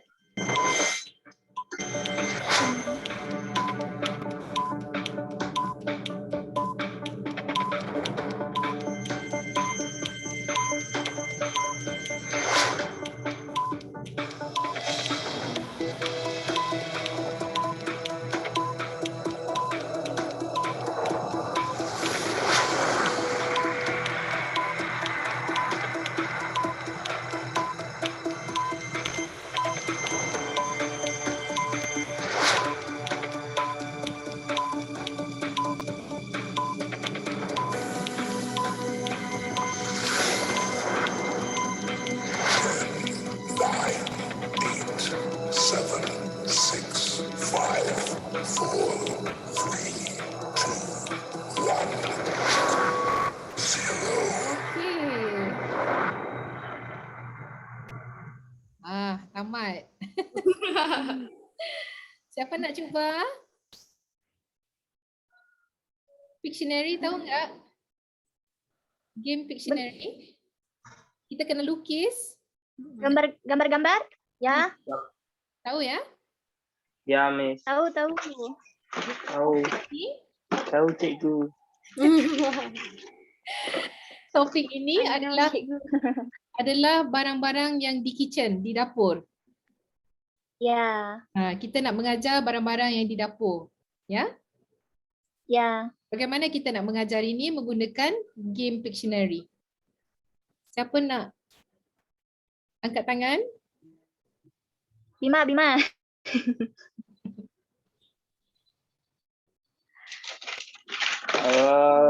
Izin menjawab ya. Silakan. Bu. Untuk game Pictionary ini menggunakan benda aslinya. Jadi contohnya hal yang simpel saja. Kayak buah anggur, buah apel, dan buah jeruk. Jadi mereka guru membawa kemudian menunjukkan dari buah apel, buah jeruk, dan buah anggur. Bentuknya sama, bulat, tapi apa yang membedakan? Terus kemudian anak dicoba untuk menggambar di lembar kertas dari buah apel, buah anggur, dan buah jeruk. Itu sudah. Okey. Ada banyak lagi barang yang di dapur kan. Jadi kita boleh gunakan mengikut kategori. Ya, kategorinya mungkin berbeza. Mungkin kita boleh bercakap tentang satu buah-buahan seperti Bima cakap tadi, buah-buahan. Mungkin kita nak masak nasi. Kita perlukan apa? Penanak nasi. Penanak nasi. Jadi kita nak guna apa? Magicom. Kita gunakan bahan untuk nanak nasi tadi. Kita gunakan Pictionary tadi. Nampak? Ya.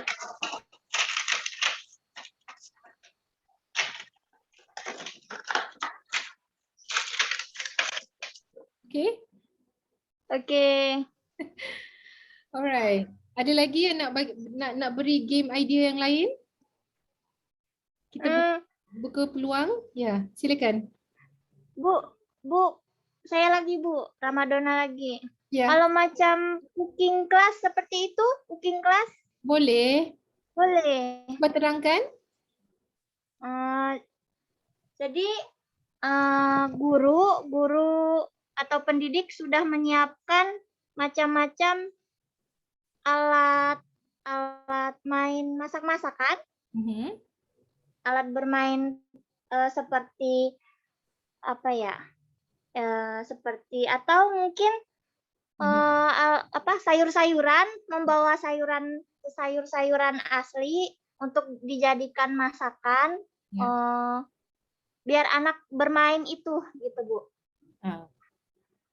Jadi melihat bentuk aslinya, jadi anak-anak sambil yang mungkin ada satu kelompok yang maju untuk mempraktekkan itu dan anak-anak yang lainnya bisa menggambar bentuk-bentuk dari sayur-sayuran tersebut. Iya. Ataupun alat masaknya. Ya, seperti itu. Yeah, that is a very good idea. Sebab mungkin anak-anak usia dini belum mampu melihat perbezaan antara satu jenis alat ya untuk kita masak. Ya, a different pan for instance, that you use in your stove. Mungkin ini caranya bila mereka melihat the physical item, then they're able to draw it. Ya, jadi mungkin bila kita tanya, okay, kalau kita nak goreng sayur, kita nak goreng sayur, kita pakai periuk apa?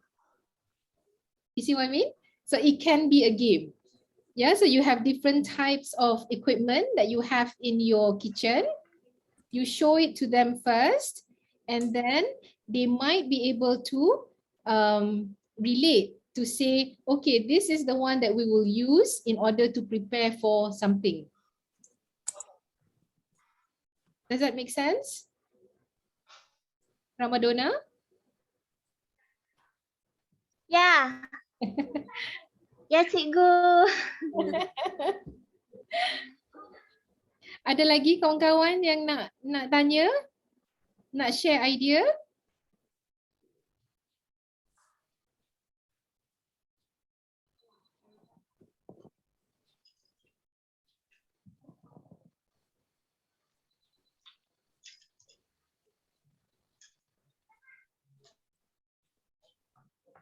Ada lagi? Anindya, you want to try?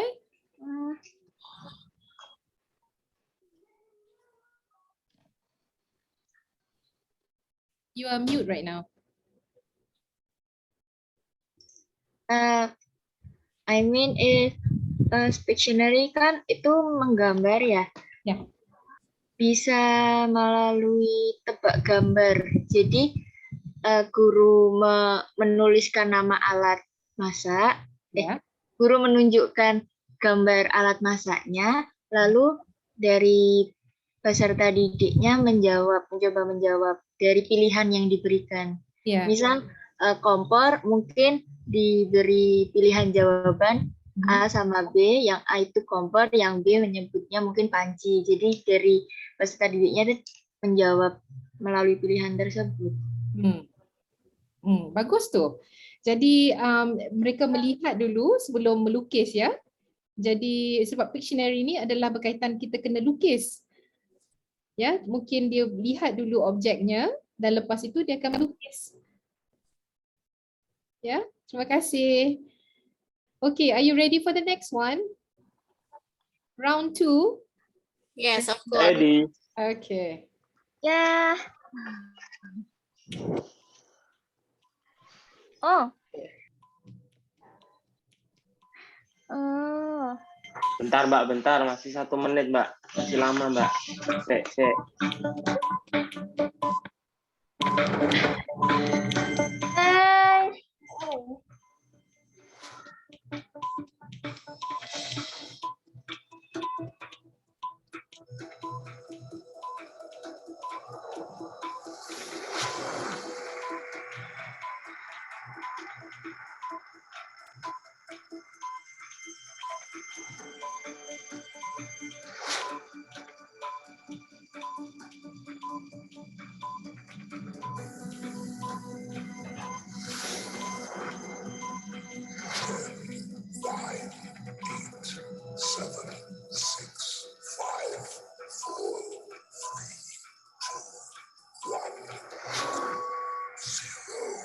Okay.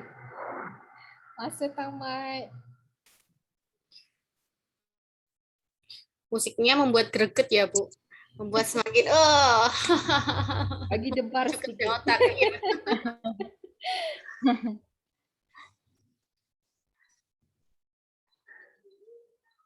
Yuk, come on. Siapa ini yang mau explain ke Ibu? Jadi ini salah satu cara untuk meningkatkan imajinasi ya Bu. Bagaimana mengimplementasikan dalam pembelajaran menggunakan rules dari sebuah permainan.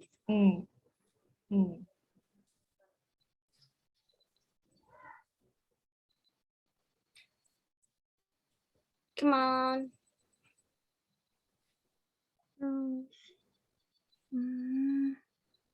Topik card, game cardnya itu.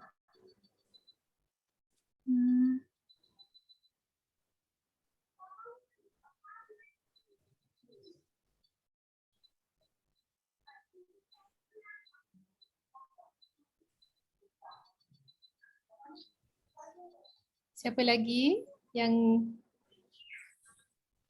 Fatin? Fatin Alifah?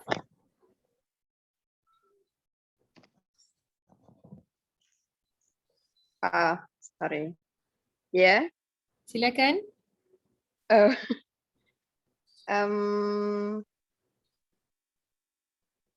Ini bisa dipilih salah satu. Boleh. Boleh.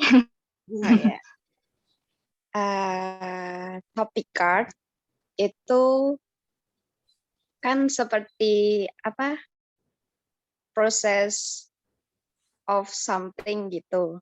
Ya. Nah, kalau di sini itu juga ada yang nyanyiannya, misal kodok kayak gitu. Nah, kita nanti penyanyi bersama tentang kodok. Ada lagu kodok di sini. Apa ya kodok? Frog. Frog, oke. Ya. Bentar, saya mengingat dulu. Waalaikumsalam warahmatullahi wabarakatuh. Lagunya tuh seperti dari berudu lalu menjadi katak gitu loh.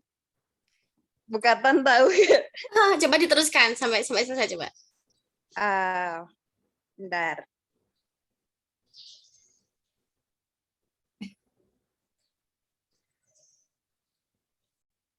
I forgot. The text. Jadi itu lagunya metamorphism about frog. Frogs, yeah. Yes. From egg until become frog adult. Okay, it's the same thing as like here, something like this. Yeah, but memang tentang metamorphosis. Betul, Fatin? Yeah. Yang contoh saya beri di sini adalah butterfly. Jadi bagaimana kita menggunakan lompat ketinting? Apa dipanggil di Indonesia ya? Mainan ini? Anklet. Apa dia? Anklet. Ada beberapa nama kalau di Indonesia di daerahnya. Anklet. Bekas warga perumahan sini. Ya, jadi kalau kita bermain ini kan kita kena mula daripada petak yang pertama, kemudian yang kedua, 3, 4, 5 sampai 10 kan. Jadi bagaimana kita gunakan petak ini untuk mengajar metamorphosis. Oh, I see. Ah. Like number 1, egg. Number 2, this caterpillar. Number 3, chrysalis. Number 4, adult emerges. Yeah, emerges. Yes. And number 4, adult butterfly. Adult butterfly. Yes, that's correct. Yeah. Well done. That was what I was looking for. Thank you, Maybe can Fatin. combine with song. Anak-anaknya bisa lebih apa ya? Senang Iya, bermain. ya betul. Kalau di-combine dengan song, even better. Sebab they will feel emotionally attached to the game, isn't it? Yes. Yeah. Yes. Jadi apa yang saya kongsikan sedikit, saya pernah gunakan game ini untuk mengajar sains. Bila anak-anak melompat ya ke petak-petak, ada soalan di petak-petak tersebut untuk jawab. Jadi kiranya kalau pergi ke petak pertama, ada soalan berkaitan dengan mungkin di peringkat telur tadi, dia belum menetas lagi. Ya. Jadi mungkin soalan-soalan tentang itu boleh ditanya di situ. Dan as they go along, the questions become harder and harder. Do you see my point? So they are playing, they are singing, but at the same time they're also learning about the butterfly or the frog. Yeah. Yeah. I see. Okay, Thank you. Fatin? No problem. Thank you for trying, Fatin. Yeah. Okay. I have one last one. Are you ready? Are you all ready? Of course. Okay. Ya.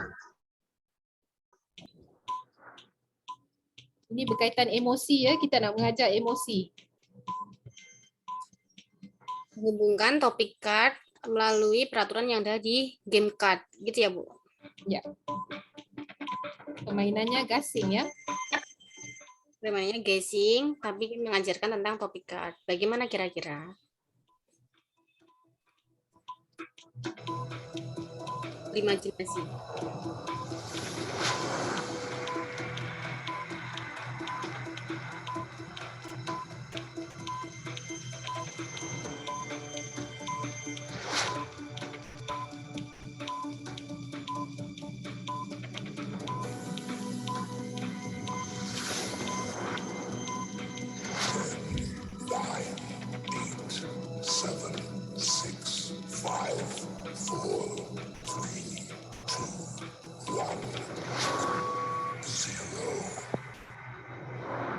Masa udah tamat. Time is over. Let's try. Who wants to try?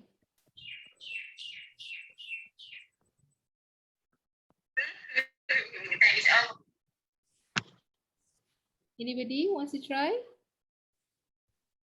Mudah sekali nih.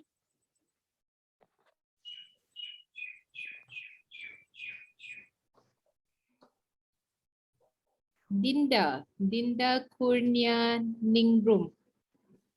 Dinda. So I want to try. Ya, silakan. Mungkin bisa dengan permainan gangsing, tapi di alasnya itu diberi feeling card. Jadi ada gambarnya. Itu nanti di mana gangsing itu berhenti. Ya.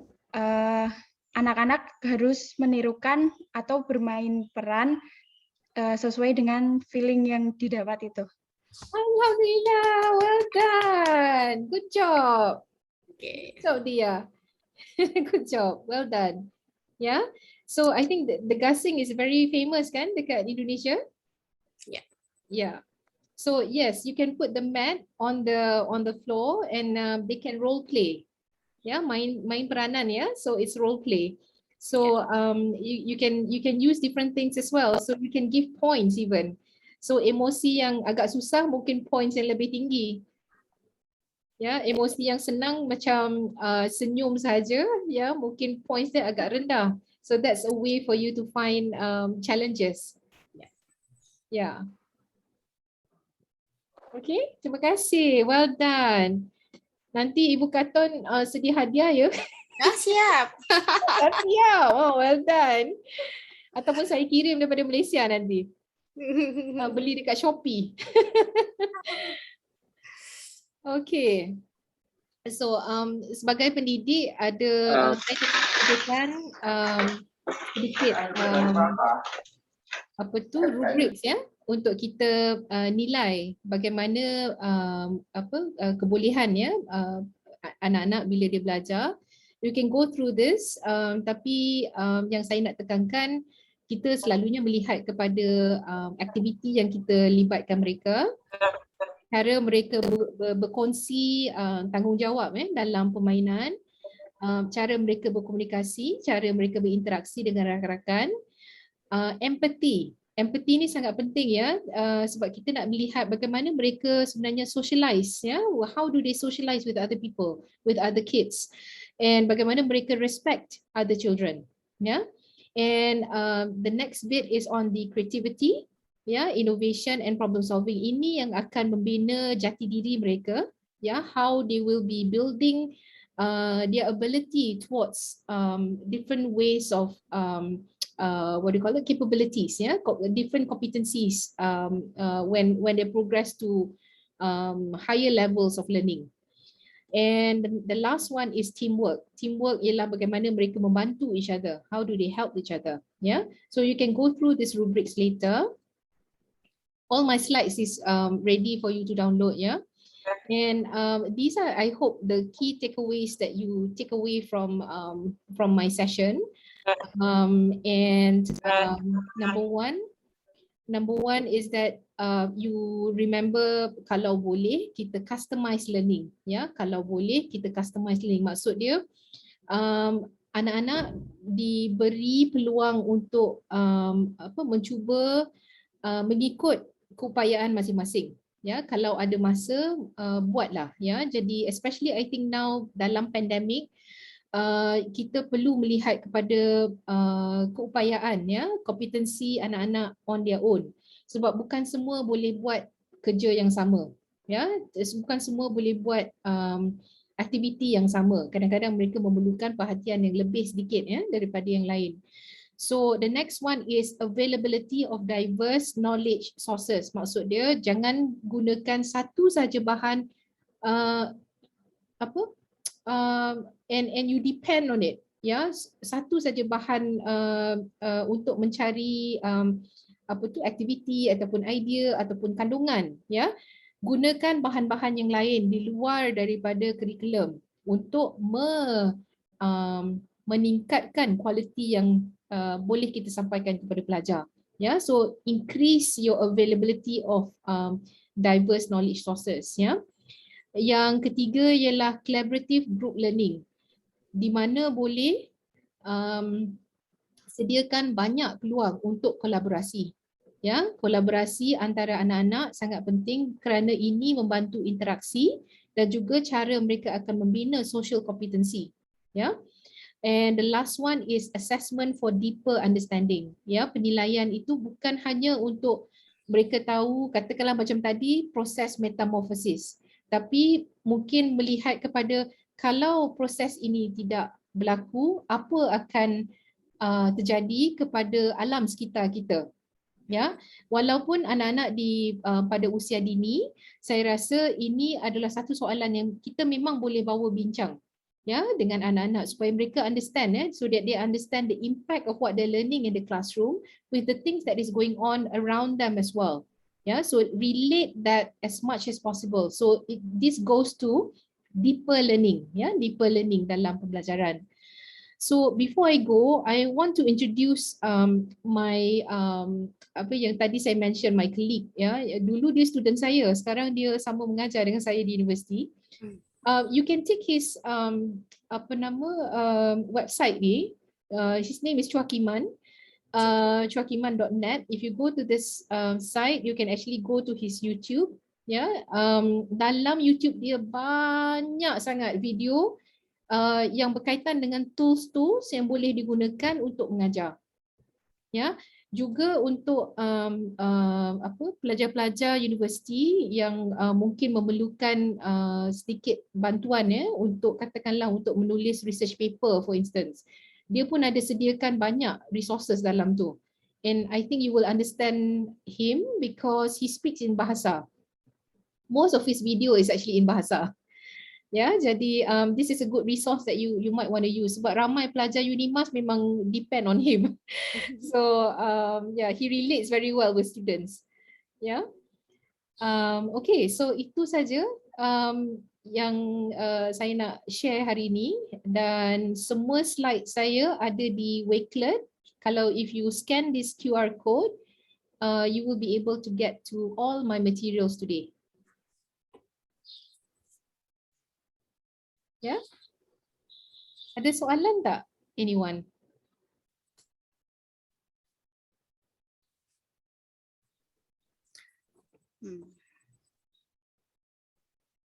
Ada yang ditanyakankah kepada Ibu Fitri, kepada Ibu Dr. Fitri? Saya izin mau bertanya, Bu.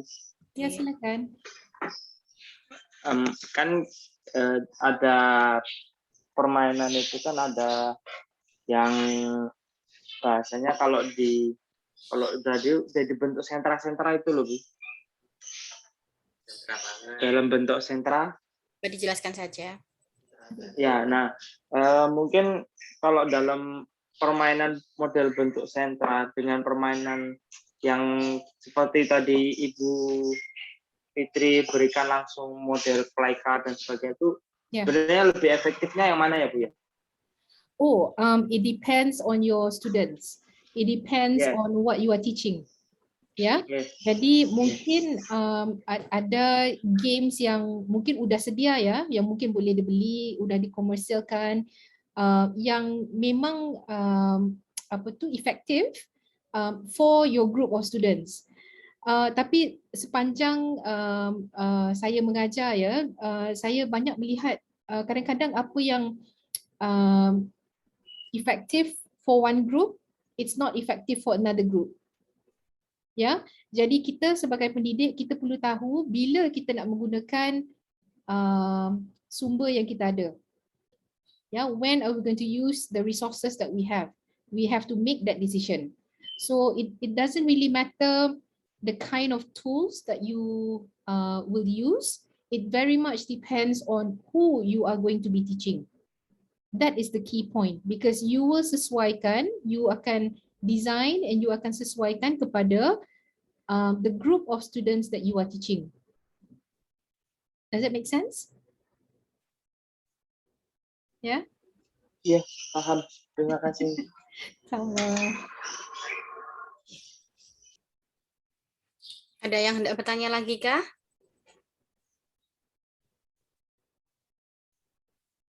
Oke, sepertinya sudah cukup paham dengan sebenarnya saya cukup paham sekali dengan penjelasan Ibu Dr. Fitri Muhammad, Bunda kita yang sangat luar biasa sekali hari ini, telah memberikan pencerahan kepada kami semua tentang gamification.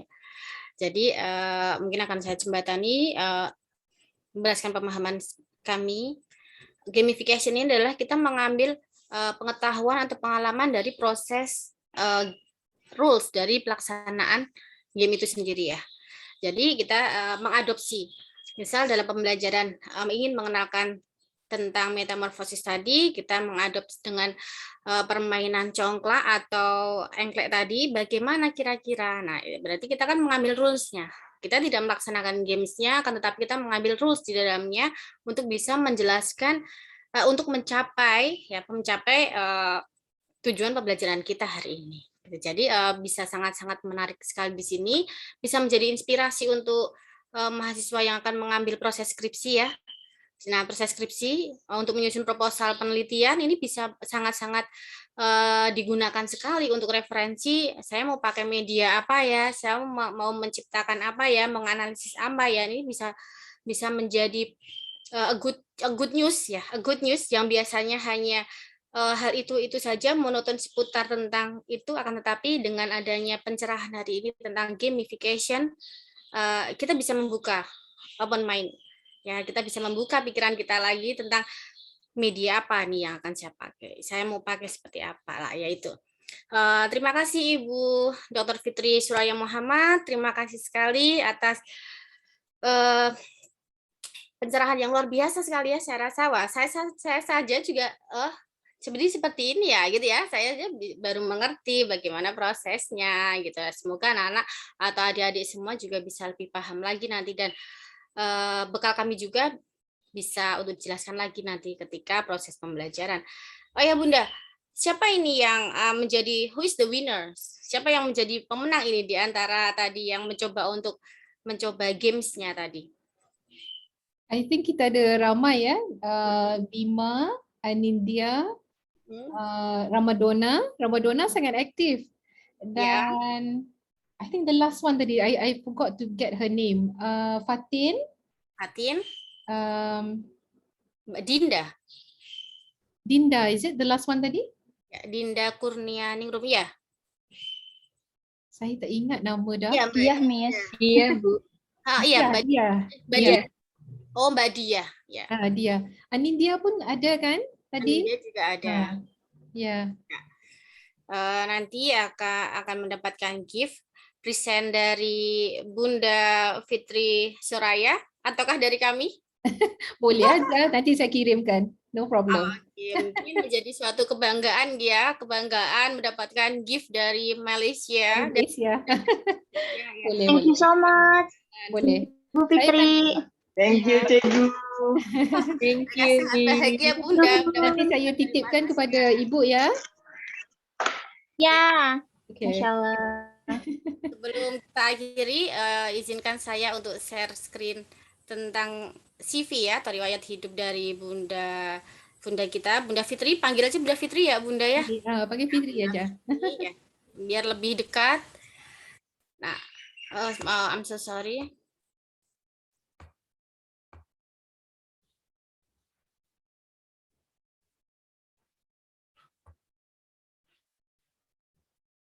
Where is it?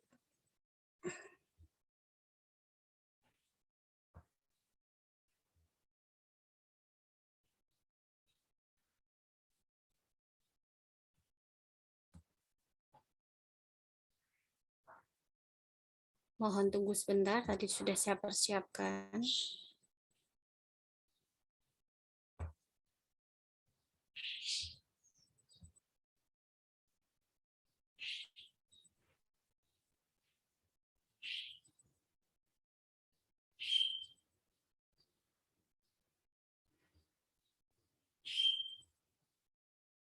Ya, sudah tampak?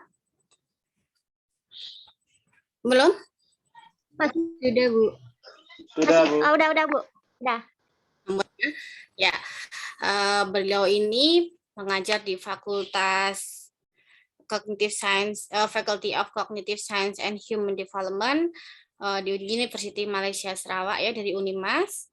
Tersebut ada alamatnya, ini ada nomor handphone yang bisa dihubungi ya Bu ya, dan ada juga email dari Bunda, dan Bunda Fitri ini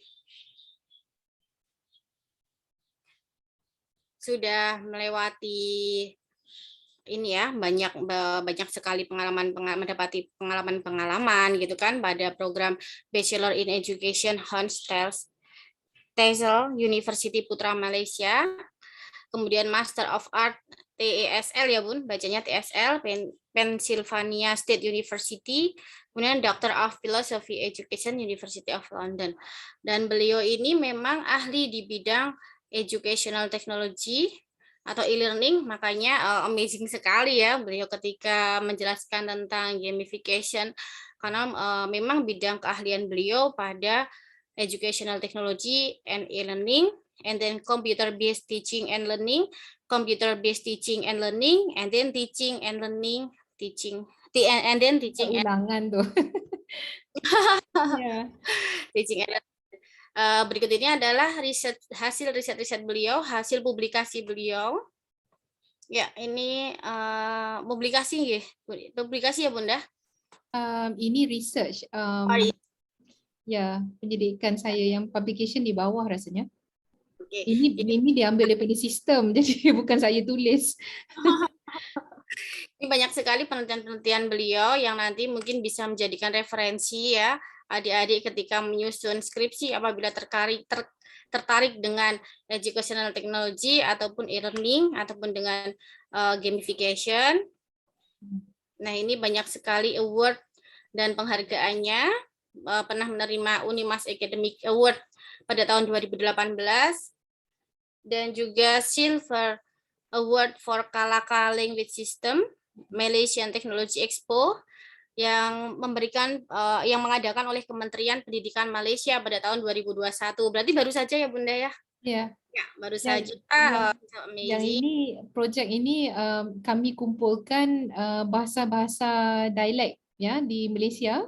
Ya. Jadi dikumpulkan di satu website. Okay. Jadi kita bisa tengok bagaimana perkembangan bahasa di Malaysia mengikut map ya, mengikut peta yang ada. Amazing. Bunda benar-benar hebat ya, sangat menginspirasi kami semua dan ini ada publikasi, banyak sekali publikasinya, tinggal nanti bisa disitasi. Mohon izin citasi ya Bunda, citasi sebagai referensi dalam penyusunan skripsi ataupun artikel ilmiah nantinya, semoga bisa bermanfaat dan nanti mohon izin untuk menyampaikan tadi yang telah aktif dalam mengikuti kegiatan hari ini Bunda. Ya, terima kasih sekali. Berulang-ulang saya mengucapkan terima kasih ya Bunda. Sampai saya nervous sekali. Apalagi yang bisa saya sampaikan ini. Begitu amazingnya. Oke, semoga kita bisa bertemu lagi dalam kesempatan yang lain yang lebih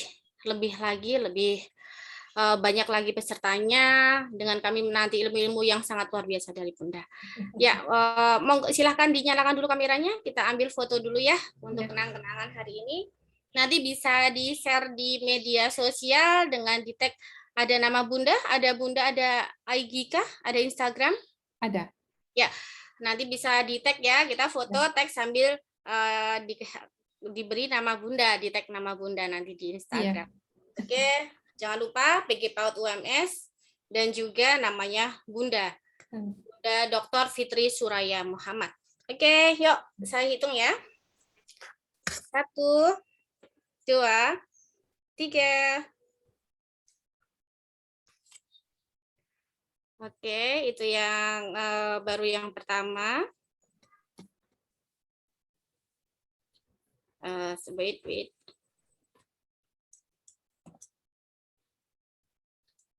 Oke, yang lain boleh sambil mengambil gambar ya, apabila gambar saya nanti kurang oke. Nanti bisa di-share di WA. Nah, yuk sekarang yang slide kedua.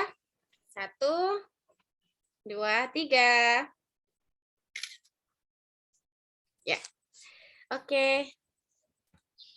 Sudah, mari kita sampaikan ucapan terima kasih kita kepada Bunda Fitri. Sampaikan terima kasih, open mic semuanya. Terima kasih. Terima kasih Bunda. Matur nuwun. Selalu sehat selalu, selalu bahagia dalam Halo Bunda. Take care. Kita acara hari ini dengan bacaan alhamdulillah bersama-sama. Alhamdulillahirabbil alamin. Hai, terima kasih. Terima kasih. Take care semua. Assalamualaikum. Waalaikumsalam. Terima kasih Bunda. See you.